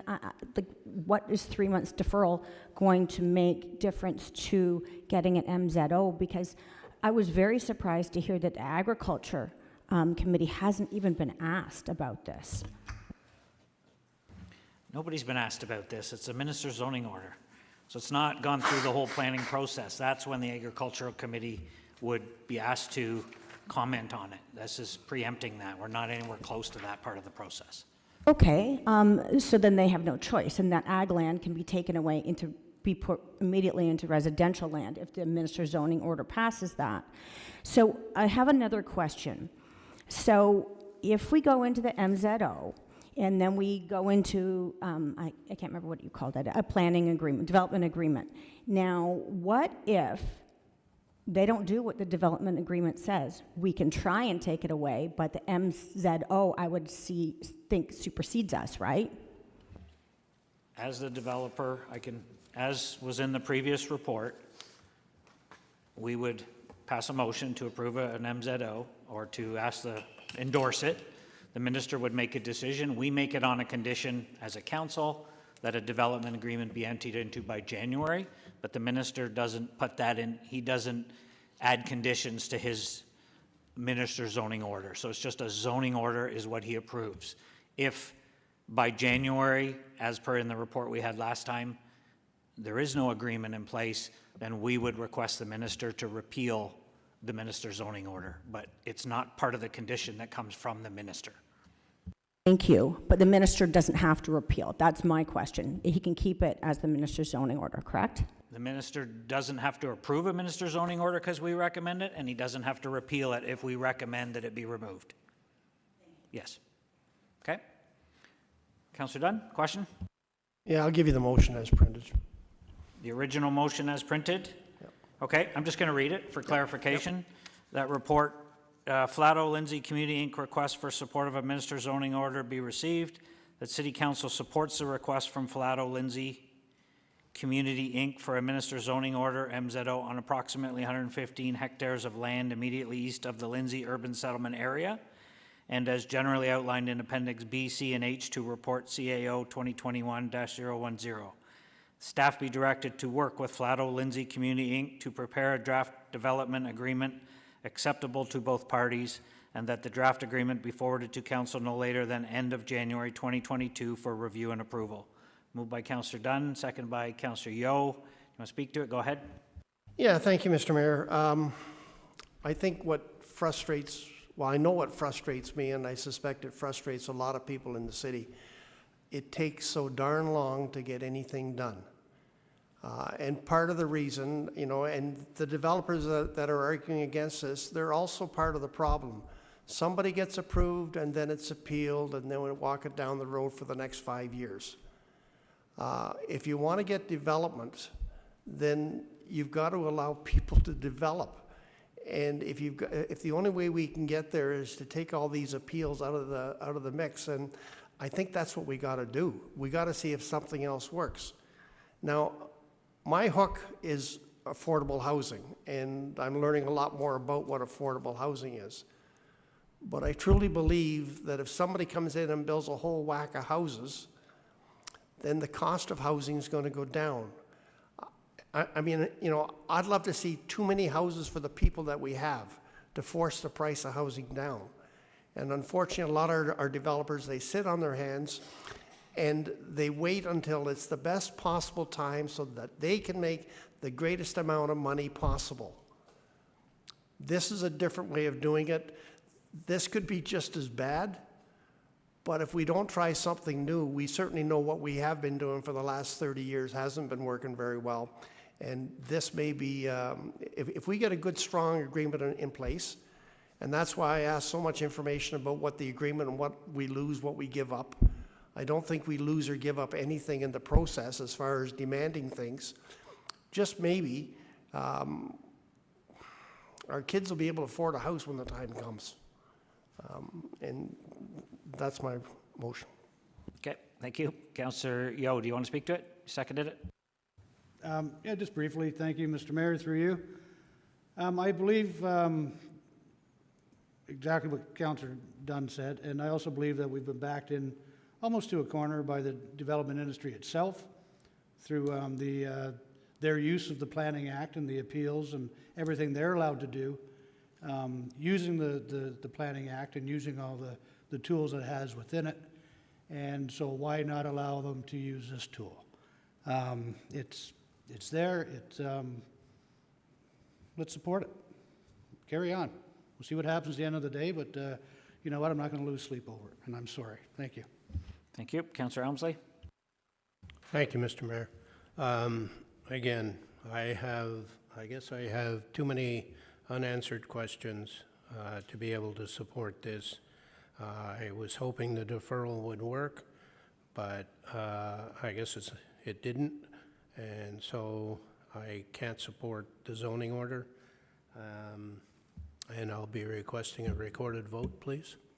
Thank you. Councillor Ashmore, go ahead. Yeah, I have similar comments to previous speaker. By doing this, we're basically admitting that the system is broken and we need help. We can't do it ourselves. We can't as one speaker said, the planning process is broken. So why don't we fix our own planning process? Why do we have to call in municipal orders to get our work done, to get our planning done? We should be doing this ourselves by making this more efficient. So we're admitting that we're not doing our job. This is what I see with bringing this MZ order in. You know, a deferral would have been great, but I'm not against development. I'd love to see development, especially on the east side of Lindsay. It'd be great. But one of the main themes was the loss of agricultural land. You've got over 300 acres or 400 acres of systematically tile drain land that's never going to come back into production. As one speaker said, once it's gone, it's gone. So I would like to see some sort of comment from the Agricultural Advisory Committee and the community itself. This is a trend that not just developers are doing, but you look at the Holland Marsh, where provincial government is proposing a new expressway there, and you know, it's disturbing when you see really prime agricultural land that's going to be taken out of production.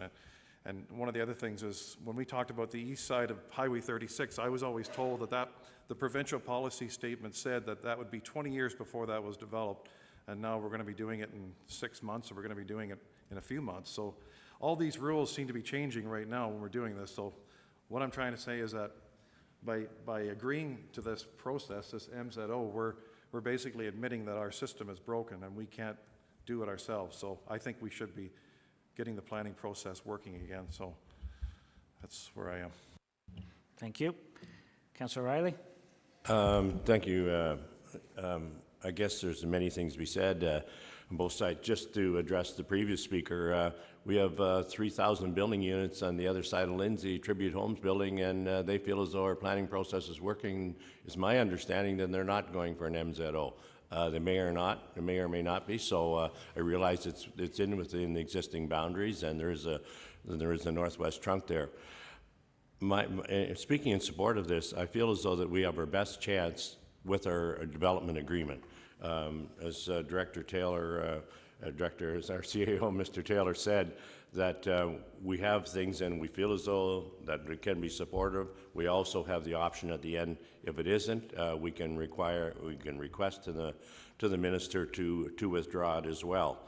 And I think that there are many, I find it very interesting. I think there's a couple letters in here said that basically said that, you know, we should follow the process, which is understandable. I mean, many of them have in the past, but the other one says that a letter says that if you don't follow the process, well, I'm going to get an MZO too. So what does that say about the development community? So anyways, I think it's an opportunity to move forward. I think we got our best safeguards. The report came back from our committee, from our planning committee. There was pros and cons in that and explained to us. So I think it's up to us to make our best informed decision, and I'll speak in favor of the motion. Thank you. Councillor Seymour Fagan? Thank you. Through you, I have a question, because I'm someone who's not really big on rules and policy and all of that, as you know, and I am absolutely in favor of development, but it's just, all of a sudden it's the ag land and it's rushed through.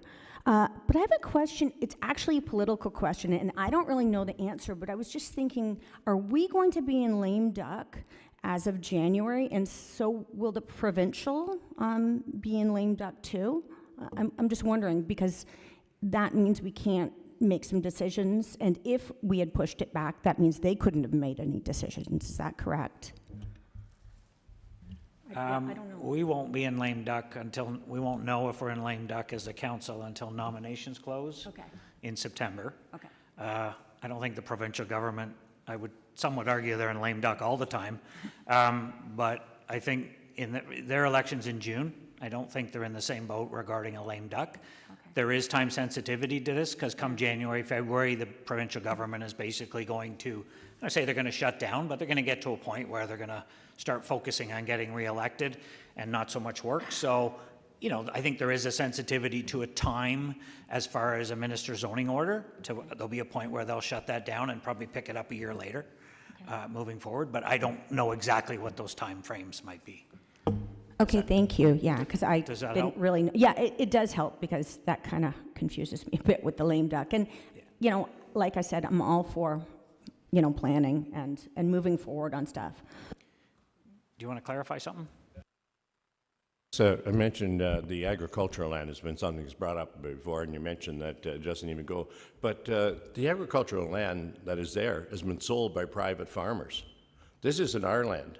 So I mean, it's up to those farmers if they want to sell their private agricultural land. If they want to sell their farms for X number of dollars, realize that they have to go through a process. This planning has to go through a process.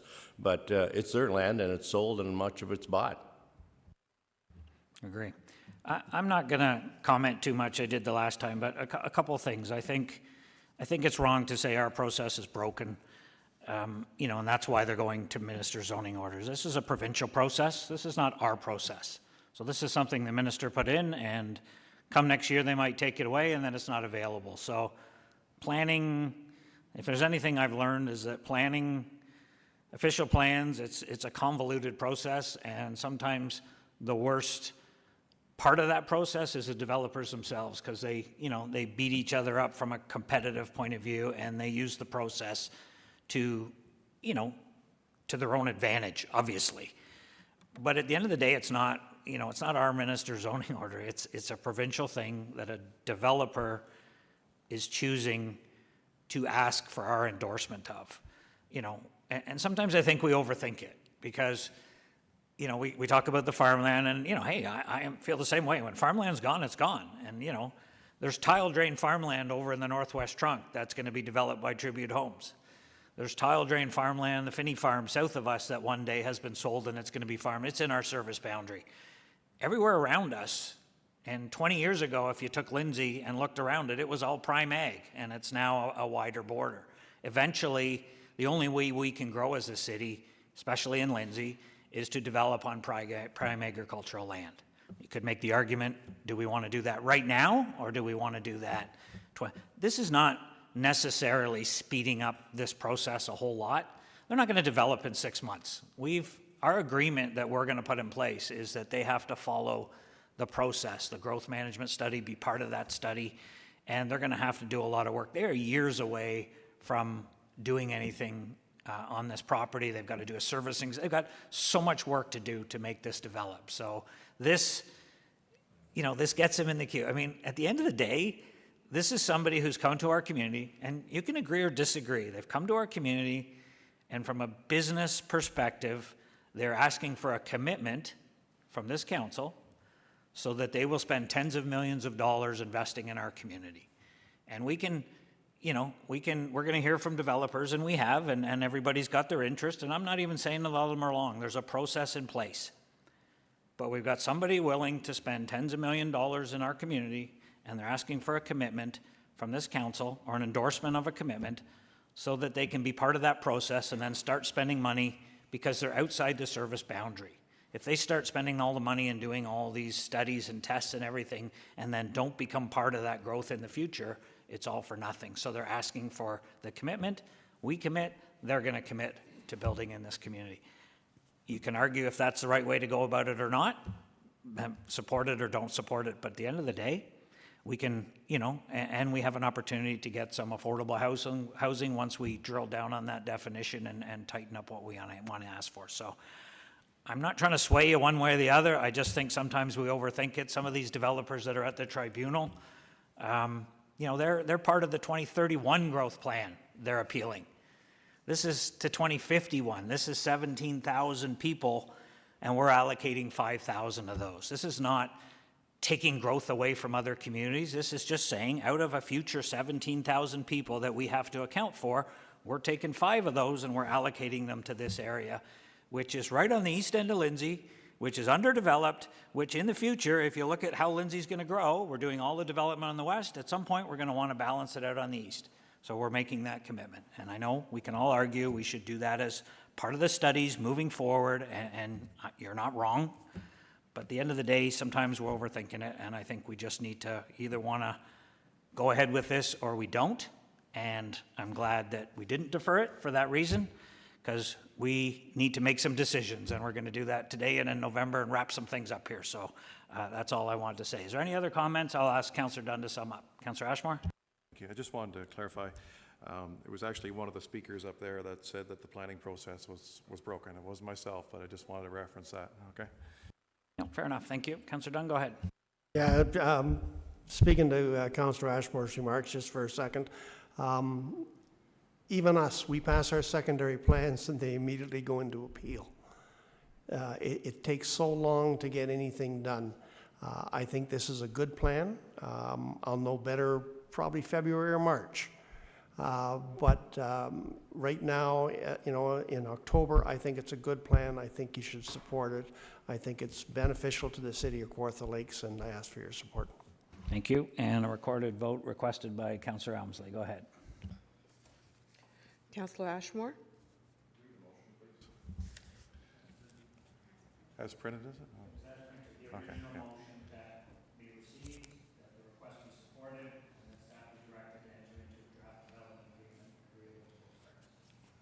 Opposed?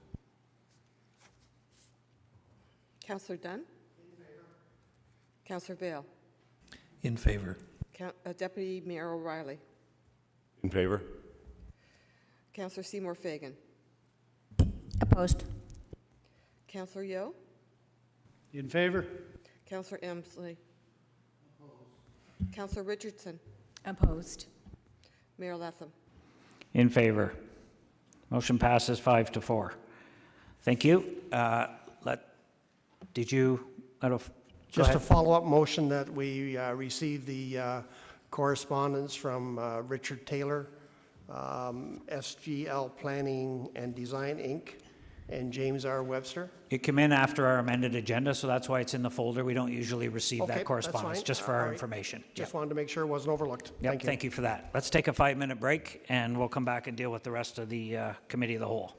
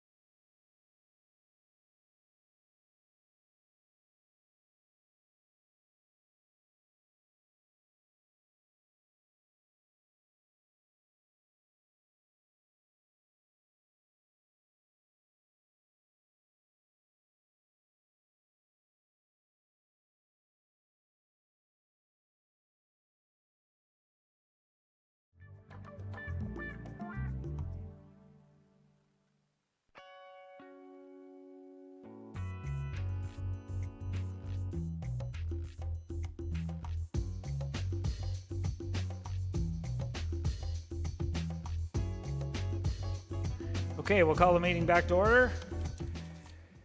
Next extraction committee of the whole was 9/3/22, memo by Councillor Elmsley regarding the extension of service on Gillis Street. Go ahead, Councillor Elmsley. Thank you very much, Mr. Mayor. As council will recall, I requested that an extension of service on Gillis Street for the residents over the winter time due to the fact that we hadn't been able to come to an agreement and they were going to lose their service. Since that time, I believe the CAO and the mayor have been involved in discussions, as well as myself, with the residents of Gillis Street and Mr. Munson as well. And they would be willing to sign a limited service agreement. One of the problems in signing a limited service agreement is the road is owned by 3 different individuals. 2 of those individuals would be willing to sign a limited service agreement. The 3rd individual is deceased, and there are apparently no heirs. Now, that situation is due to be resolved in the spring. So the request is, and I have done this in conjunction with the mayor and the CAO, and have a motion, and I'll read the motion if I may. Staff be directed to put a temporary LSA in place with 2 out of the 3 required signatures until May 1st, 2022. That council agree to this with the understanding that the ownership issue will be resolved for the 3rd part of Gillis Street by residents, so a standard LSA can be done into and executed by May 1st, 2022, or service will cease. And if I get a seconder, I can speak more to it. Councillor O'Reilly. Councillor O'Reilly, you'll second that. Thank you. Go ahead. Thank you. What we're doing is we're ensuring that these folks have service, and it is certainly a very small segment of road. The mayor can attest to the fact that it is probably 500 meters long, I think, but probably no more than that. And it will give us a window of opportunity to sort this out. I think Director Robinson at the Committee of the Whole meeting had asked through Director Shanks that the matter be referred back to him. So by doing this, we have the time over the winter to get all our ducks in a row and get things done properly. So I'm hoping that you'll support this motion and that we can give the folks the service they need for the winter time and get this put to bed once and for all, because I'm sure you're sick of me bringing it to council, and I'd appreciate your support on it. Thank you. Thank you. Councillor Riley, you seconded it. Do you want to speak to it? No? Okay, I'll speak briefly to it. I'm okay with this. Part of the original issue I had was some of the residents were focusing on the legality of needing an LSA instead, and council's direction was if we don't have an LSA in place. So I made a statement at the Committee of the Whole that 2 of the properties were in receivership. The director corrected me right after that. That wasn't correct. There is ownership issues with one of the properties, and I apologize to the residents on Gillis Street if I said something incorrectly there. I was too many things going on in my head, but I'm okay with this because I think it puts the pressure on the residents. We get the 2 out of 3. The intent is there. It gets us through the winter, and if by May they haven't resolved the 3rd ownership issue, then service will cease. And I think that gives it time to wrap it up properly. So I'm certainly okay with it, Councillor. Any other questions or comments? Call the question. All in favor? And that's passed. Thank you. The next extraction is 9/3/28. Councillor Ashmore, you had a decision unit for Luke's Road and Heights Road. Yeah. Go ahead. Thank you, Mr. Mayor. Just to On the first one, it's actually just a typo, but it's important to correct it. It's St. Luke's Road, not Luke's Road. So just to put that in for a correction, that put Saint in, ST period. And I was proposing to add Purdue Road for consideration. That road is presently a gravel road. It's not a very big road, but people have asked that it be considered into the resurfacing, the rural resurfacing program. So if I could get that just put in for consideration, that's all. So your memo that the following roads be brought forward as decision units in the 2022 budget process: St. Luke's Road from Sturgeon Road to St. Luke's Parish Hall, Heights Road from south of Crosswind Road to half a kilometer from Mount Horeb Road, and Purdue Road, the entire road? Yes, it's a That's okay, I just want to get it straight with the motion. And Purdue Road, the entire road. So we're just adding one road for consideration as a decision unit. Does anybody want to second that motion? Councillor Yeo, thank you. I don't think you need to speak to it, Councillor. It's pretty straightforward. Any questions, comments? All in favor? And that's passed. Thank you. And the last extraction on Committee of the Whole, 9-3-36. Councillor Vale, Environmental Assessment, Water Source in Woodville. Go ahead. Thank you. I'd like to make a motion that that this be considered a decision unit for the 2022 budget. If I get a seconder, I'll speak to it. So that the environmental assessment for a second water source in the village of Woodville be considered as a decision unit in the 2022 budget? That the White Rock test well be brought online as a blend. So that the White Rock test well be brought online? Yeah. And that this be as a blend? Yeah. As a blend, and that this be considered as a decision unit in the 2022 budget? Yes. Thank you. And you second that, Councillor Dunn? Go ahead. Thank you. My rationale and what I'm looking for is the issue with the Woodville water system has been plaguing for 20 years. And we can have an argument whether there is an issue or there isn't an issue, and you know, none of that stuff has ever come forward, right? In 2011, that test well on White Rock Road was put in by Thomas Grace and Associates at the request of the city, looking at options for the Woodville water system, right? And so since 2011, nothing has come forward. I'd like it to come forward as part of the 2022 budget as a decision unit, and at least to get it on the radar. Possibly there is a chance that it can be included in that budget. Maybe it's not. But I think this has gone on long enough, right? And I'll give you a couple examples here, right? So in 2014, we commissioned Thomas Grace after this well to monitor the Woodville well system. So they published a report to the city in 2015, right? And in that report, in the executive summary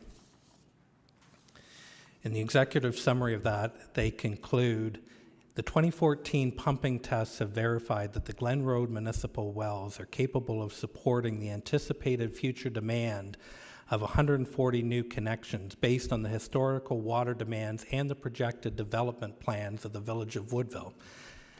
They also make comment in here that this test lines up, the 2014 pumping test results indicate the aquifer conditions have not changed appreciably since 1999, the original report that says that there is plenty of water for the village of Woodville.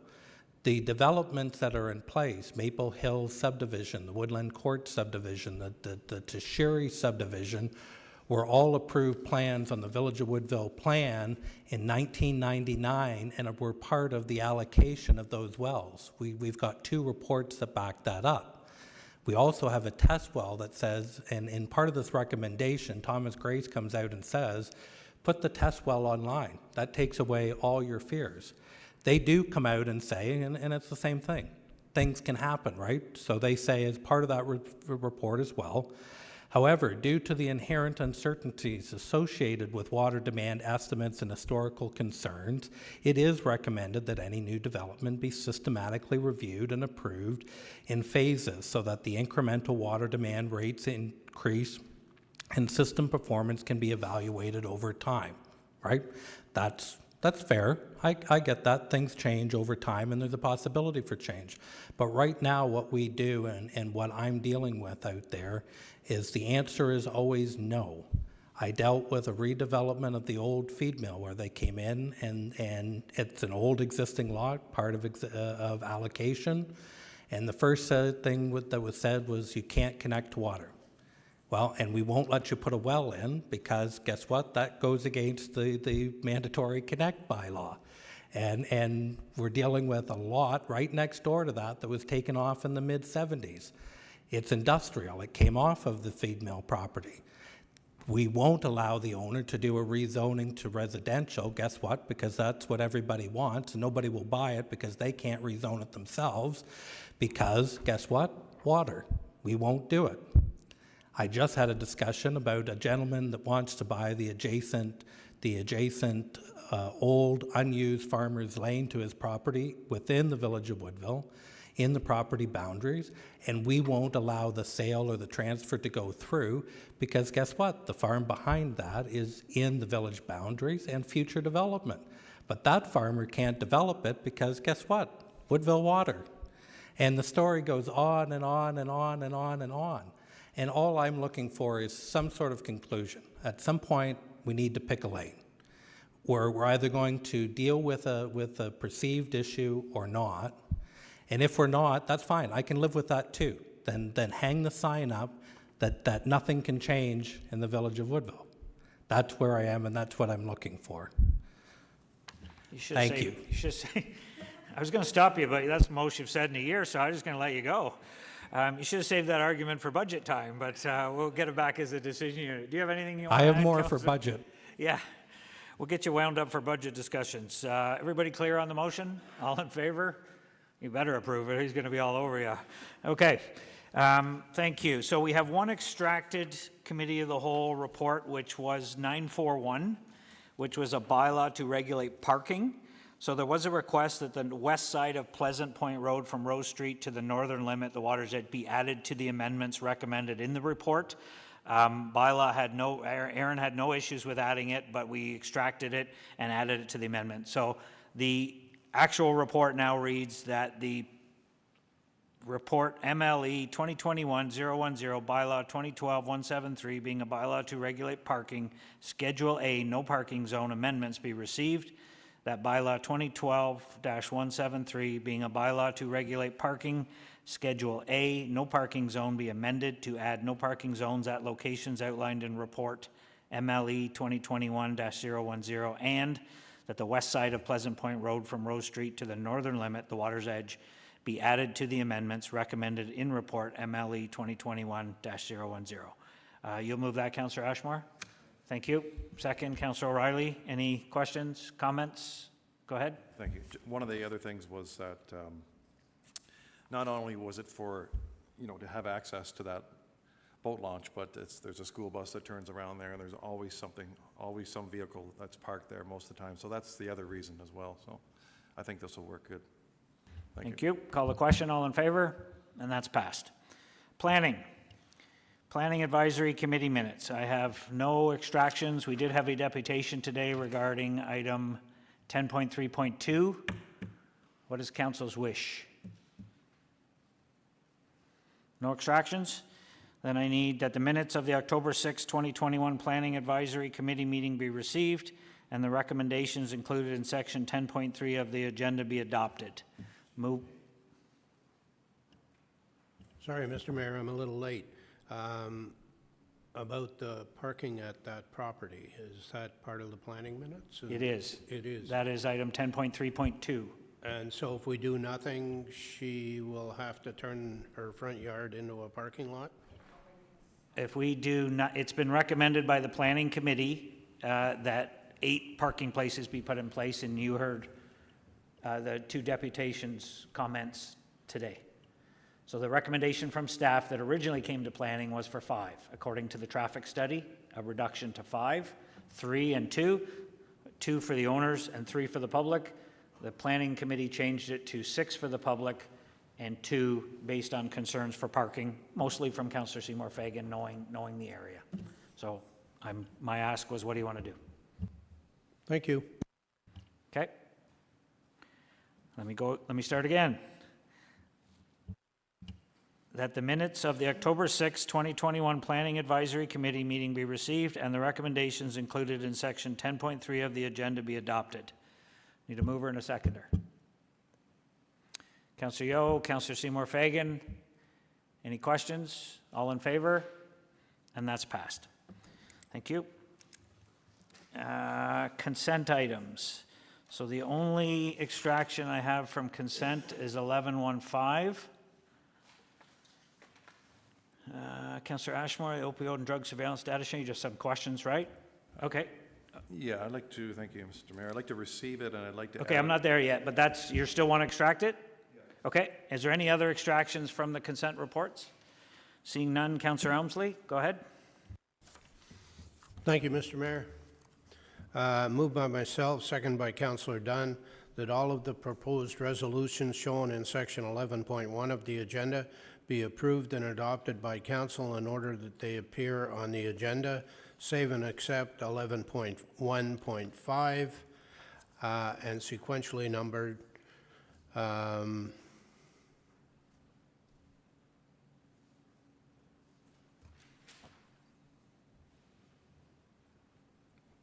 finished. Well, I was wondering. Yeah. Thanks. Okay, sorry, do you have a seconder? Councillor Dunn. Councillor Dunn, thank you. I'll call the question. All in favor? That's passed. You shut your mic off. That's what had me confused. Your mic's still on. Okay. 1115, Councillor Ashmore, go ahead.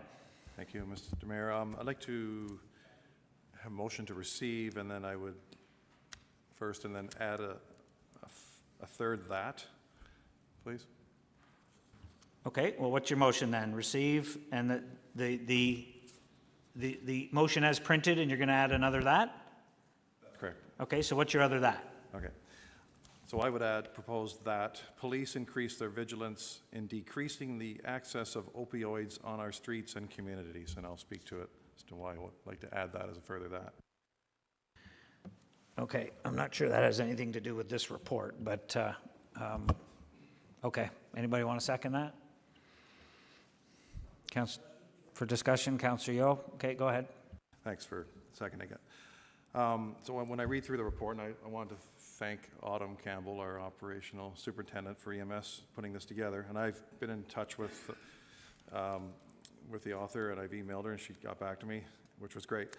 So when I look through the report, and it's certainly, when it says increased substance concern that we have, and we certainly have with opioids, I just think that we need to not only track these, but first of all, in my opinion anyways, I'd like to see these opioids, the fentanyls, the methadone, the OxyContin, all the other synthetic heroines that are out there, get the street peddlers off and just get more police. If we can get more police presence, that would be great, but we need to get these drugs, these hard drugs out of the community. And I feel that, you know, this is a fine system, but you know, we're basically treating opioids as if it's a commodity, and we're tracking it, and we're you know, like, we want to get rid of this stuff. We don't want to keep tracking it and forever. That was the whole idea, I thought, of these hard drugs. So what I want to see is to not just I don't accept them in the street. I think they should be on their way out, and we know that they're on the street. They're not just in the street, they're everywhere. And they're a real problem. And I think that, sure, it's fine and dandy to have a tracking system, but we need to do more than just track these opioids. We need to actually eradicate them. So that's why I wanted to put that in there, because it's a really serious issue and it's got to be dealt with. Okay, thank you. Councillor Yeo, you seconded it. Do you want to speak to it? Yeah, I seconded it through you, Mr. Mayor, for discussion purposes, and I think it's a discussion that has to be had. I don't know if I can support the motion, because I don't know if it fits in this motion. This is a data sharing agreement. And if the mover wants to come back with the second motion, to send something to the Police Services Board or to the CPAC and to tackle this problem, which is a problem. It's a problem up north, but as it is anywhere in the city. And so I don't know if it's the right spot for it. That's my only concern. Thank you. Yeah, no, I agree. Councillor Dunn, go ahead. Councillor Yeo captured exactly what I was going to say, that's all. Yeah, I'll just comment. We had a meeting on Thursday night at the town or Armory in Lindsay with residents, just strictly about this. This was it about increasing the police presence, and they know what's going on. Data sharing. We need to know where the issues are before we can help. Get out ahead of them and deal with them. The police budget includes a couple extra officers this year to be part of a community outreach program that's going to help to deal with this stuff, be a little bit proactive. So based on your comments, I'm sure you'll be supporting the police budget coming forward. Thank you for that. And other than that, I agree with Councillor Yeo. I don't think it's part of this. I think what you need to do is let's move it as printed. I won't support the motion included, and if you want to do a follow-up, we can certainly do that, but let's keep the surveillance data sharing agreement just separate, I think. Councillor Helmsley, go ahead. Thank you, Mr. Mayor. At the health unit meeting on Thursday, there's actually 2 presentations on opioids. And I don't know if Chief Mitchell is presenting or not. I think maybe one of his inspectors is. But my understanding is that there is a discussion or move to talk about decriminalizing opioid use. That will be part and parcel of that discussion. And I don't know whether that's part of what the Police Services Board was talking about, or but in any event, it is an issue and it is coming to the health unit, and we will, I'm looking forward to hearing the presentation and where we're going with this, because I do think it's something that's in the community that is disastrous for a lot of folks. And my belief is addiction is an illness, and however we can deal with it properly would be good. And I agree that it's probably not part of this report, but maybe a referral back to the Police Services Board to work with the health unit to look at opioid use would be a useful thing to do. Okay. No, let's vote on it. I think we can get where you want to be, just we need to do it a little differently. So let's just vote on this to keep it clean. All in favor of this motion? No, you didn't want to approve it, you said. This is the one Councillor Ashmore's put forward to include that part in the back of it. So we need to deal with that first. So all in favor? That's failed. So how about a motion as printed? Let's deal with that. The data sharing agreement, Councillor Yeo and Seymour Fagan, all in favor? That's passed. And a follow-up motion, Councillor Ashmore, let's do it that way. Yeah, okay, we could refer it back to our 2 police services, the Kawartha Lakes Police Service and the OPP for comment, and perhaps the health unit too. So health unit, both police forces, and a report back on just the plan moving forward to deal with the issue? Yep. Okay, moved by Councillor Ashmore, second by Councillor Yeo. Any further discussion needed? Yeah, go ahead. So the issue isn't really the police force or the health unit, it's the court system. I don't know if anybody realizes this, that they arrest them and they can't even detain them anymore. It's called Bill C-75. So it's the court system, so you can thank the federal government for this, just so everyone knows. And I'm going to put it out there because that's what it is. Our police officers are trying their darndest, and so are our paramedics in our hospital. And, everybody's trying, and the court system doesn't allow them to detain them anymore. So this is our problem. No, I agree. And that was brought forward at the community meeting. The Crown Attorney was there, and he said the same thing. It's just they've got their laws, and unfortunately it's not considered a major crime. And to Councillor Helmsley's point, they're talking about the decriminalization. But in the meantime, we have to deal with it, so I don't think the report hurts. Go ahead, Councillor Ashmore. Yeah, exactly. It's like a catch and release program that these drug peddlers are back on the street just in a matter of hours. And as far as the legalization of, this is what is potentially what the government wants to do. One of the biggest regrets I have sitting in this chair, and I did it, but I voted on it, and it is what it is. I voted for the cannabis. So I really regret doing that, because what it does is sets a precedence, and that's what the federal government wants to do. They want to legalize hard drugs because it's a money-making venture for them, as it is for Big Pharma. And I really think this is where we're going down this path of legalizing hard drugs, and I really don't like that. So I think we better just be cognizant of that. This is what develops. When you legalize soft drugs, you're going to legalize hard drugs. Hope that doesn't happen. Thank you. Going to call the question. All in favor? That's passed. Thank you. Okay, we'll move over to item extracted from consent 11.2.1 is the use of off-road vehicles resolution status. So I asked that this report come forward just to clarify a few things. So I'm going to speak to it, but I'm going to ask, the motion is printed that the resolution status be received and that the off-road vehicle use of City Roads Task Force terms of reference be amended to a completion date of December 31st, 2021.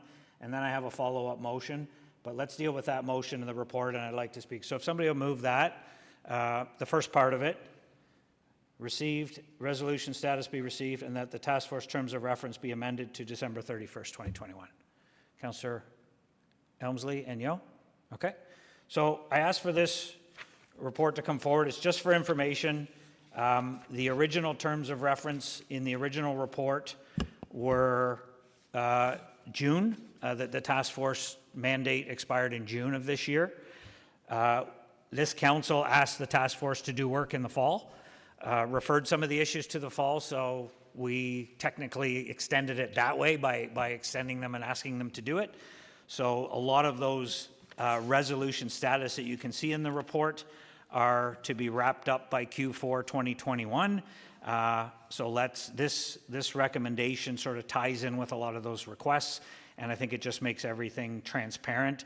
If come Q4 there's more work to be done, we can always extend it further, but I think it ties in with what we've put forward to the task force. So there's a couple of outstanding resolutions, and I just want to go over them so we're all on the same page.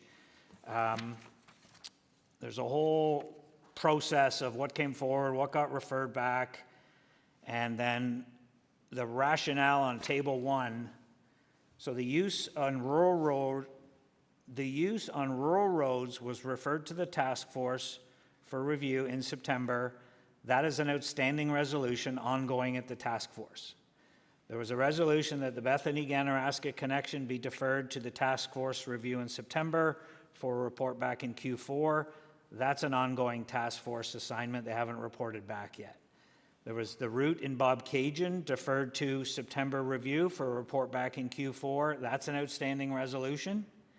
And what task force was after review alternate Lindsay bypass routes and report back in Q4, and that's an ongoing task force and assignment. So those are basically the 4 outstanding resolutions in front of the task force to date. So this kind of clears everything up, extends the resolution till December to deal with that, and then we can go from there after. So any questions on that part of the motion? I know that's a lot of talking. It's a lot of convoluted motions in there, but is there any clarity needed on that? So can I'm going to call the question then. All in favor? That's passed. Thank you. And then I have a follow-up motion. If I get a mover and a seconder, I will speak to it again. That any proposed linkage of the Victoria Rail Trail south of Lindsay to the Victoria Rail Trail north of Lindsay be prohibited on local, collector, and arterial roads in the town of Lindsay. And if I get a mover and a seconder, I will speak to it. Moved by Councillor Vail, seconded by Councillor O'Reilly. I'm not going to dwell into it too much. I'm going to speak to it quite briefly. We've had a lot of back and forth, a lot of correspondence, a lot of good comments being made over the weekend. But at the end of the day, the overwhelming, in my mind, it's no harder than the majority of residents in Lindsay quite clearly do not want ATVs on their local collector and arterial roads. If you, in your yellow folder, there's a map, and I put that in there for a reason. If you want to take a look at it, it shows arterial, local, and collector roads in Lindsay and county roads. And I purposely left off county roads because Highway 36 is a county road. Coburn Street is a county road, and Angeline Street is a county road. So one day when we build a bridge at Coburn Street, you can bring your ATVs across there if you wish, but it keeps them off the local roads. County roads are made for moving traffic. Those are the county roads that still exist, so my motion is proposing local, collector, and arterial roads be prohibited in the town of Lindsay, and really just for the reason that the majority of residents in Lindsay at this time, whether they're right or whether they're wrong, are not in favor of ATVs on the roads on the roads in the town of Lindsay. So that's it. Councillor Vale, you moved it. Do you want to add anything? You're good? Councillor O'Reilly, you seconded it? We certainly have. Councillor Dunn, go ahead. Yeah, I'm going to speak against the motion. It's nice that the majority of the people, and I disagree with that statement, by the way, because we didn't even get any. We had about a 5% response, and we had about 66% of that were against it. So I disagree with that. The majority of the people in Lindsay are against it. But the more important factor is it's not, and it shouldn't be, all about Lindsay. We don't get, so when they decide to build a bridge across Coburn Street, I don't get to say just because I live on Coburn Street that I don't want the bridge and the bridge stops. This is a citywide issue. People in the southern end of the city want to get together with people in the northern end of the city. And by opening up this survey the second time, because the first time didn't get the results that we were looking for, it was a 75% in favor of. By opening up this a second time to get results that support not running through Lindsay is unfair. This is not, these roads that we're running on are paid for by the citizens and the province and by the citizens of the city of Kawartha Lakes. I live on Coburn Street. I don't own Coburn Street. So when motorbikes go by my house at whatever time of the day, I kind of like it, but that's beside the point, I don't get to say I don't want motorbikes on my road, and I don't want heavy transport trucks on my road. But for some reason, all of a sudden, we've decided to take a different path. And when I was asked what I was afraid of, this is exactly what it was. I didn't realize it'd be this bad. But we've managed to separate the city. We spent 20 years convincing people in the outlying areas and the outlying wards that Lindsay didn't get special attention and special permission. And I've never seen anything more flagrant than the special consideration and the special position that we put the people of Lindsay in. When people say Lindsay get everything, boy oh boy, this sure sums it up. So I urge you all to vote against this motion. I'm going to, if in fact it is defeated, I will bring back the motion that was never truly dealt with. And if you choose not to support that motion, that's fine. But to shut down the debate and to shut down the rationale with a blanket motion is totally unfair, and I urge you to vote against it. Thank you. Any other questions or comments on the motion? Councillor Seymour Fagan? Yes, we just received a whole whack of emails in regards to support of the ATVs through the community. I have to say, being on the task force, it was very frustrating because there were very aggressive people on the one side of it, and then we heard nothing from the ATV riders and owners. They didn't say anything to us, but the other side's aggressive, flaunting things in our face, threatening, and again, they're the most vocal. So again, it's not in my backyard. Like I've said before, I don't ride an ATV. I have nothing to do with it. But it was supposed to be a process which is fair for everyone, and we're not even done. our, our task force. So all of a sudden, this is coming forward. I just don't think it's right. I just don't see the process. I don't think it's fair. Thank you. Councillor Richardson? Thank you, and through you. And myself, sitting around this table, I've pointed out numerous times that, council's direction was we recognize the provincial changes with Bill 107, but mostly important is we recognized in our communities the growth of off-road vehicles in the city of Kawartha Lakes. And what we wanted to do is come up with some reasonable solutions to help manage that growth. The request from the off-road vehicle community is simple. Help them find a safe, practical link to enable ATVs passage between the North and South Victoria Rail Trail corridors. That can be anything. That could be the municipal road route, an existing trail, or a bypass trail. We can move ahead if all parties agree to work collaboratively. It's simple as that. The municipality has lead interest groups should be striking an agreement to find an acceptable short-term solution and look to an economically viable long-term solution. This is where I struggle. The province came out with Bill 107. They put it into play after 18 months of consultation. The municipalities around us have opened up these roads. This is part of rural lifestyle in the city of Kawartha Lakes, and it's still a rural community, including the town of Lindsay. We have a huge amount of diverse interests across the city of Kawartha Lakes, and that's perfectly okay. And if we decide, this doesn't go through today, it doesn't mean that the topic of interest is going to go away, because we're doing exactly what we did 10 years ago. It's a trial project program. If it works, it works. If it sinks, it sinks. They're just asking for a chance. That's it. Thank you.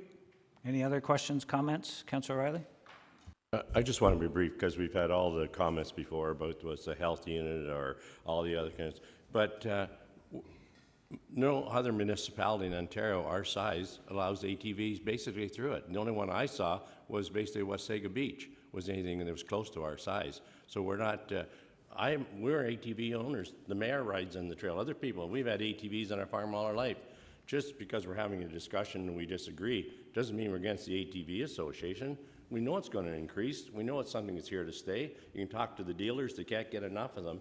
Just because we decide that, some people decide that the route through Lindsay probably isn't appropriate, doesn't mean we're against people or against ATVs. And most other urban areas, the size of Lindsay, they just don't allow them. Okay, Councillor Ashmore? Thank you. Yes, during this last 3-4 days, we really didn't hear from these people who really were afraid to speak up because they felt that their voice wouldn't be heard. So we did hear it, and I know I received over 150 emails, and about 145 of those were in favor of this 2-year trial project. That's what it is, and it's there that council can stop at any time if they feel it's not working out right. Some of the opinions, some of the comments that I got were, I'll just say a couple little things here. Also consider the positive effects this can have on those who suffer from mental illnesses. Our family time together on the trails is an important outing for all of us, and I also invited many others from outside the Kawarthas to attend and support our local economy. Okay, I just wanted to read a few more, and just one more. We are firm believers of supporting local businesses.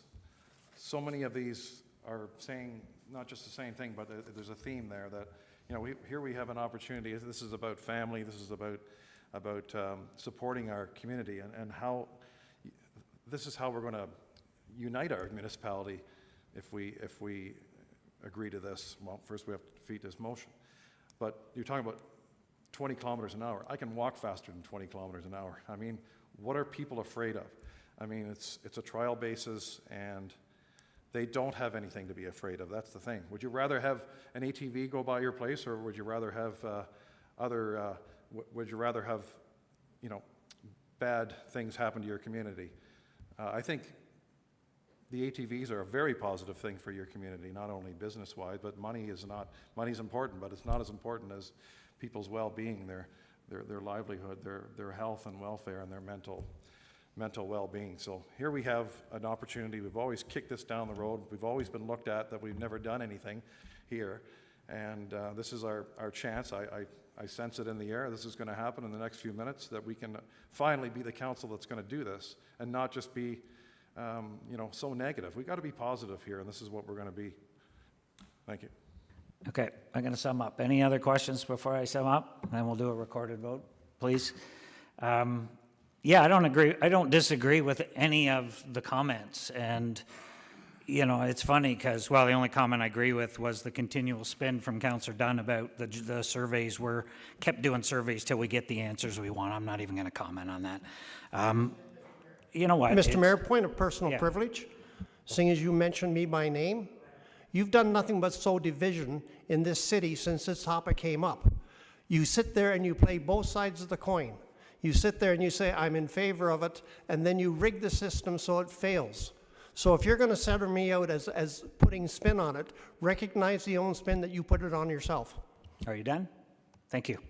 Okay, so I want to go back to some of the comments about, ATVs. So for one thing, I would support ATVs on roads. I support. The only thing I'm not in favor of, because we've clearly heard from the residents of Lindsay, and again, we can have that debate, is they don't want ATVs on the roads going through Lindsay. So find another route. Open up roads south of Lindsay, up through Omemee into Bobcaygeon, open up routes, other rural roads. Find a different way. I agree it's a growing sport. I agree it's good for tourism. But the folks in Lindsay have decided they don't want a part of that. I'm not hearing from businesses in Lindsay are not lobbying me saying we want them here, we want them in our downtown. Heard nothing from the BIA, nothing from the chamber. So it doesn't matter what I think. I haven't changed my mind. We looked at this. I was in favor of this. I don't have an issue with a route through Lindsay, but I don't live in Lindsay. The residents in Lindsay clearly don't want it, and I'm just trying to respect that. If your task force comes up with some other recommendations and wants to open up some rural roads to expand access to ATVs, and we can promote tourism and we can have some fun and we can all enjoy the trails and help with the mental health issue, I agree with all of that. I'm in favor of all of that. I always have been. I'm just trying to reflect that the residents in Lindsay have clearly made the point that we don't want ATVs. The majority of them don't want ATVs on the streets of Lindsay, period. I think sometimes you have two roles as councillors. Your role in the task force is not always the same as your role as a councillor, and you need to weigh those two options when you're making this decision. This isn't against ATVs. I'm not anti-ATV. I'm in support of spreading out how we can use these things. But the residents in Lindsay, that doesn't stop anything. It's just, let's find another way. Let's promote it a different way. It's not that hard. And I have to question some of the councillors. If you were getting this kind of feedback that they're getting in Lindsay, in Pontypool, or Omemee, or Bobcaygeon, would you still be supporting this because it has to happen in that area? Can we not find other ways to do it? And sometimes we need to look at the bigger picture, and I just wanted to say that. So I'm not trying to divide the community. I'm in favor of, I think KATVA is a great association. I've been a member for over 10 years. I ride the trails. 95%, probably more, are the most responsible people. I ride my bike on the trails. They pull over when I go by. Are there a few idiots out there that try to spoil it for everybody? You bet they are. Same with cars, same with bikes, same with walking, same with motorcycles. But that doesn't get around the fact that the residents in Lindsay have clearly spoken to me anyways, that they don't want ATVs on the roads. So let's find another way. Then let's go around Lindsay and find another way, and Lindsay misses out this time around. That's all. So recorded vote requested. That's my summary. Madam Clerk, go ahead.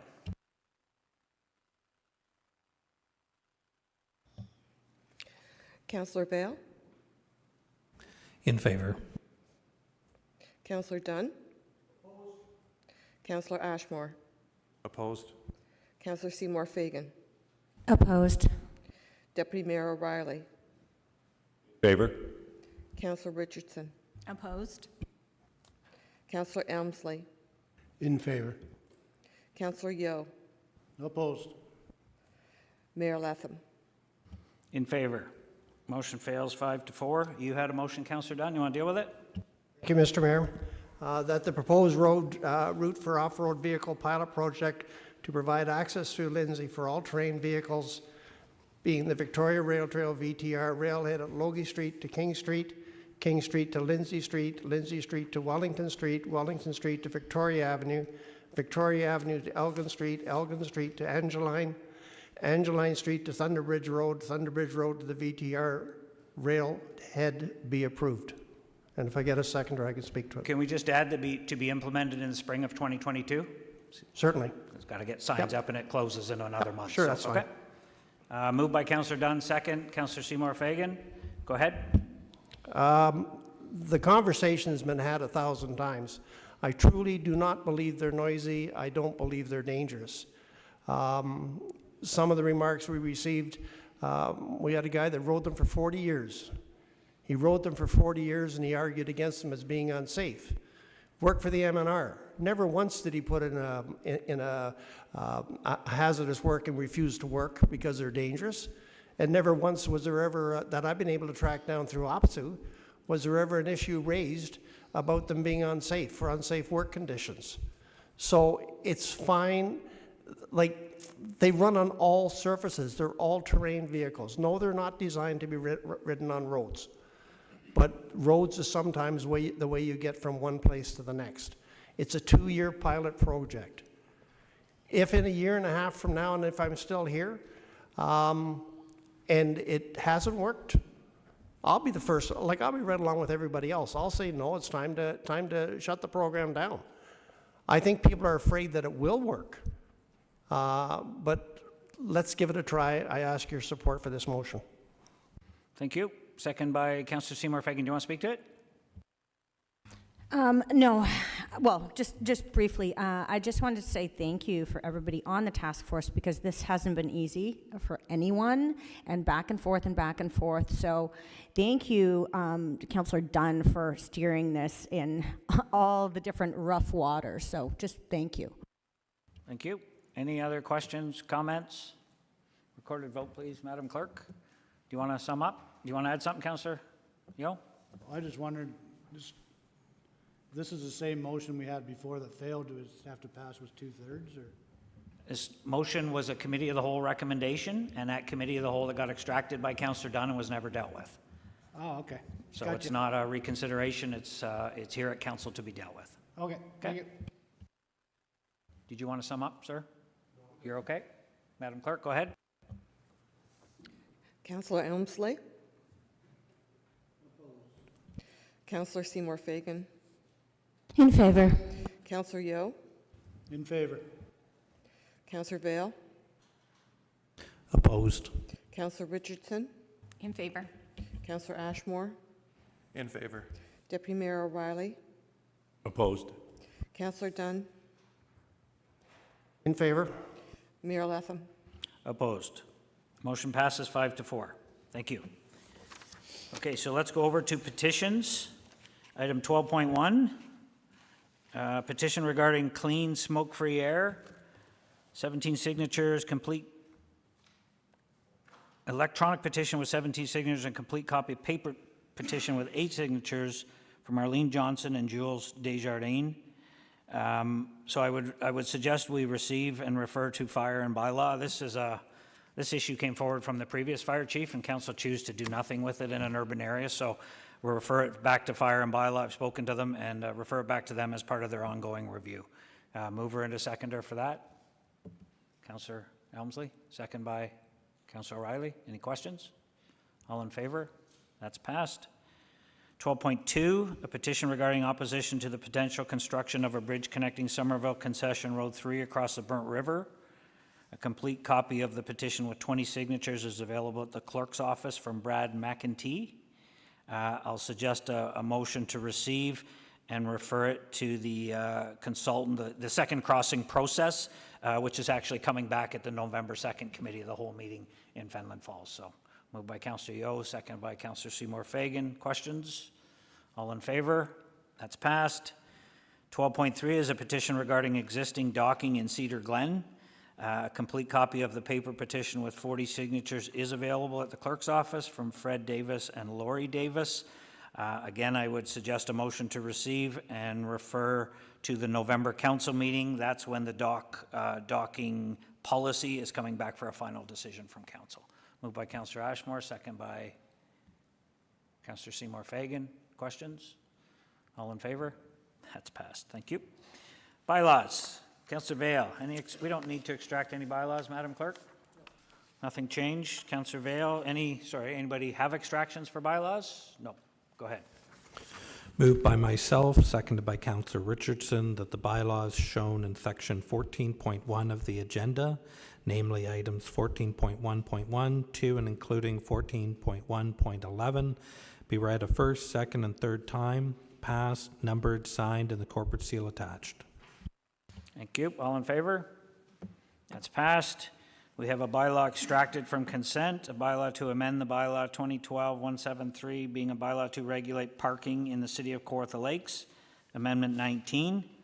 That a bylaw to amend bylaw 2012-173, being a bylaw to regulate parking in the city of Kawartha Lakes, as amended to include the west side of Pleasant Point Road from Rose Street to the northern limit, Water's Edge, be read a first, second, and third time, passed, numbered, signed, and the corporate seal attached. Mover, seconder, Councillor Elmsley and Ashmore, all in favor? That's passed. 15, we have no notice of motion. Can I get adoption of the closed session agenda, please? Councillor Elmsley and Yo, all in favor? That's passed. Is there any disclosure of pecuniary interest in any items enclosed? Now I need to read. At this point of the meeting, City Council will go into closed session to consider the items under section 16.3 of the agenda. All remaining staff, with the exception of the CAO, City Clerk, and City Solicitor, are now instructed to leave the electronic meeting at this time. As per our procedural bylaw requirements, I'm asking all remaining participants in our meeting today to come on the screen, I guess, just Robin, and confirm to me by raising your hand that they are in a private room where no other person can overhear the deliberations and the internet connection is secure and not publicly accessible. Can you confirm that, Robin? Thank you. Can I get a mover and seconder for the following motion, that council convene into closed session at 3:58 p.m. pursuant to section 239 brackets 2 of the Municipal Act in order to consider matters identified in section 16.3 of the regular council meeting agenda of Tuesday, October 19th, 2021, namely items 16.3.1, 2, and including 16.3.5. Moved by Councillor Elmsley, seconded by Councillor Yo. All in favor? That's passed. At this point, the meeting broadcast will now end for members of the public watching on Cogeco TV. Your TV cable. The live stream of the meeting on YouTube will now be temporarily paused for members of the public. When closed session is complete, the live stream of the meeting will resume to address the remaining open session items on the agenda.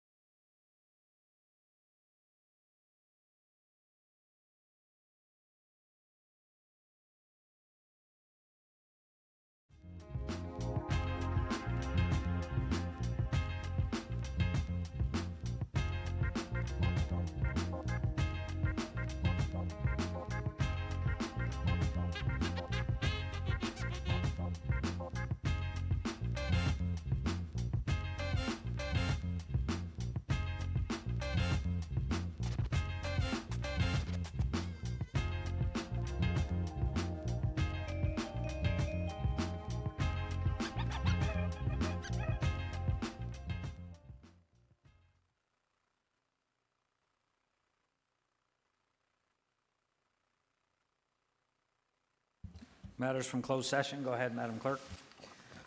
Confidential closed session minutes. The confidential closed session minutes from September 21st, 2021 regular council meeting were approved.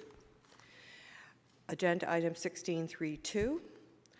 A motion is required that the acquisition of the part of Lot 159, Plan 125, Fenland, City of Kawartha Lakes, for the rail trail be approved, that staff be directed to commence the proposed process of obtaining ownership of the required land for the price of $11,000, inclusive of land transfer tax and the vendor's legal costs, and the cost of the required survey at the city's expense.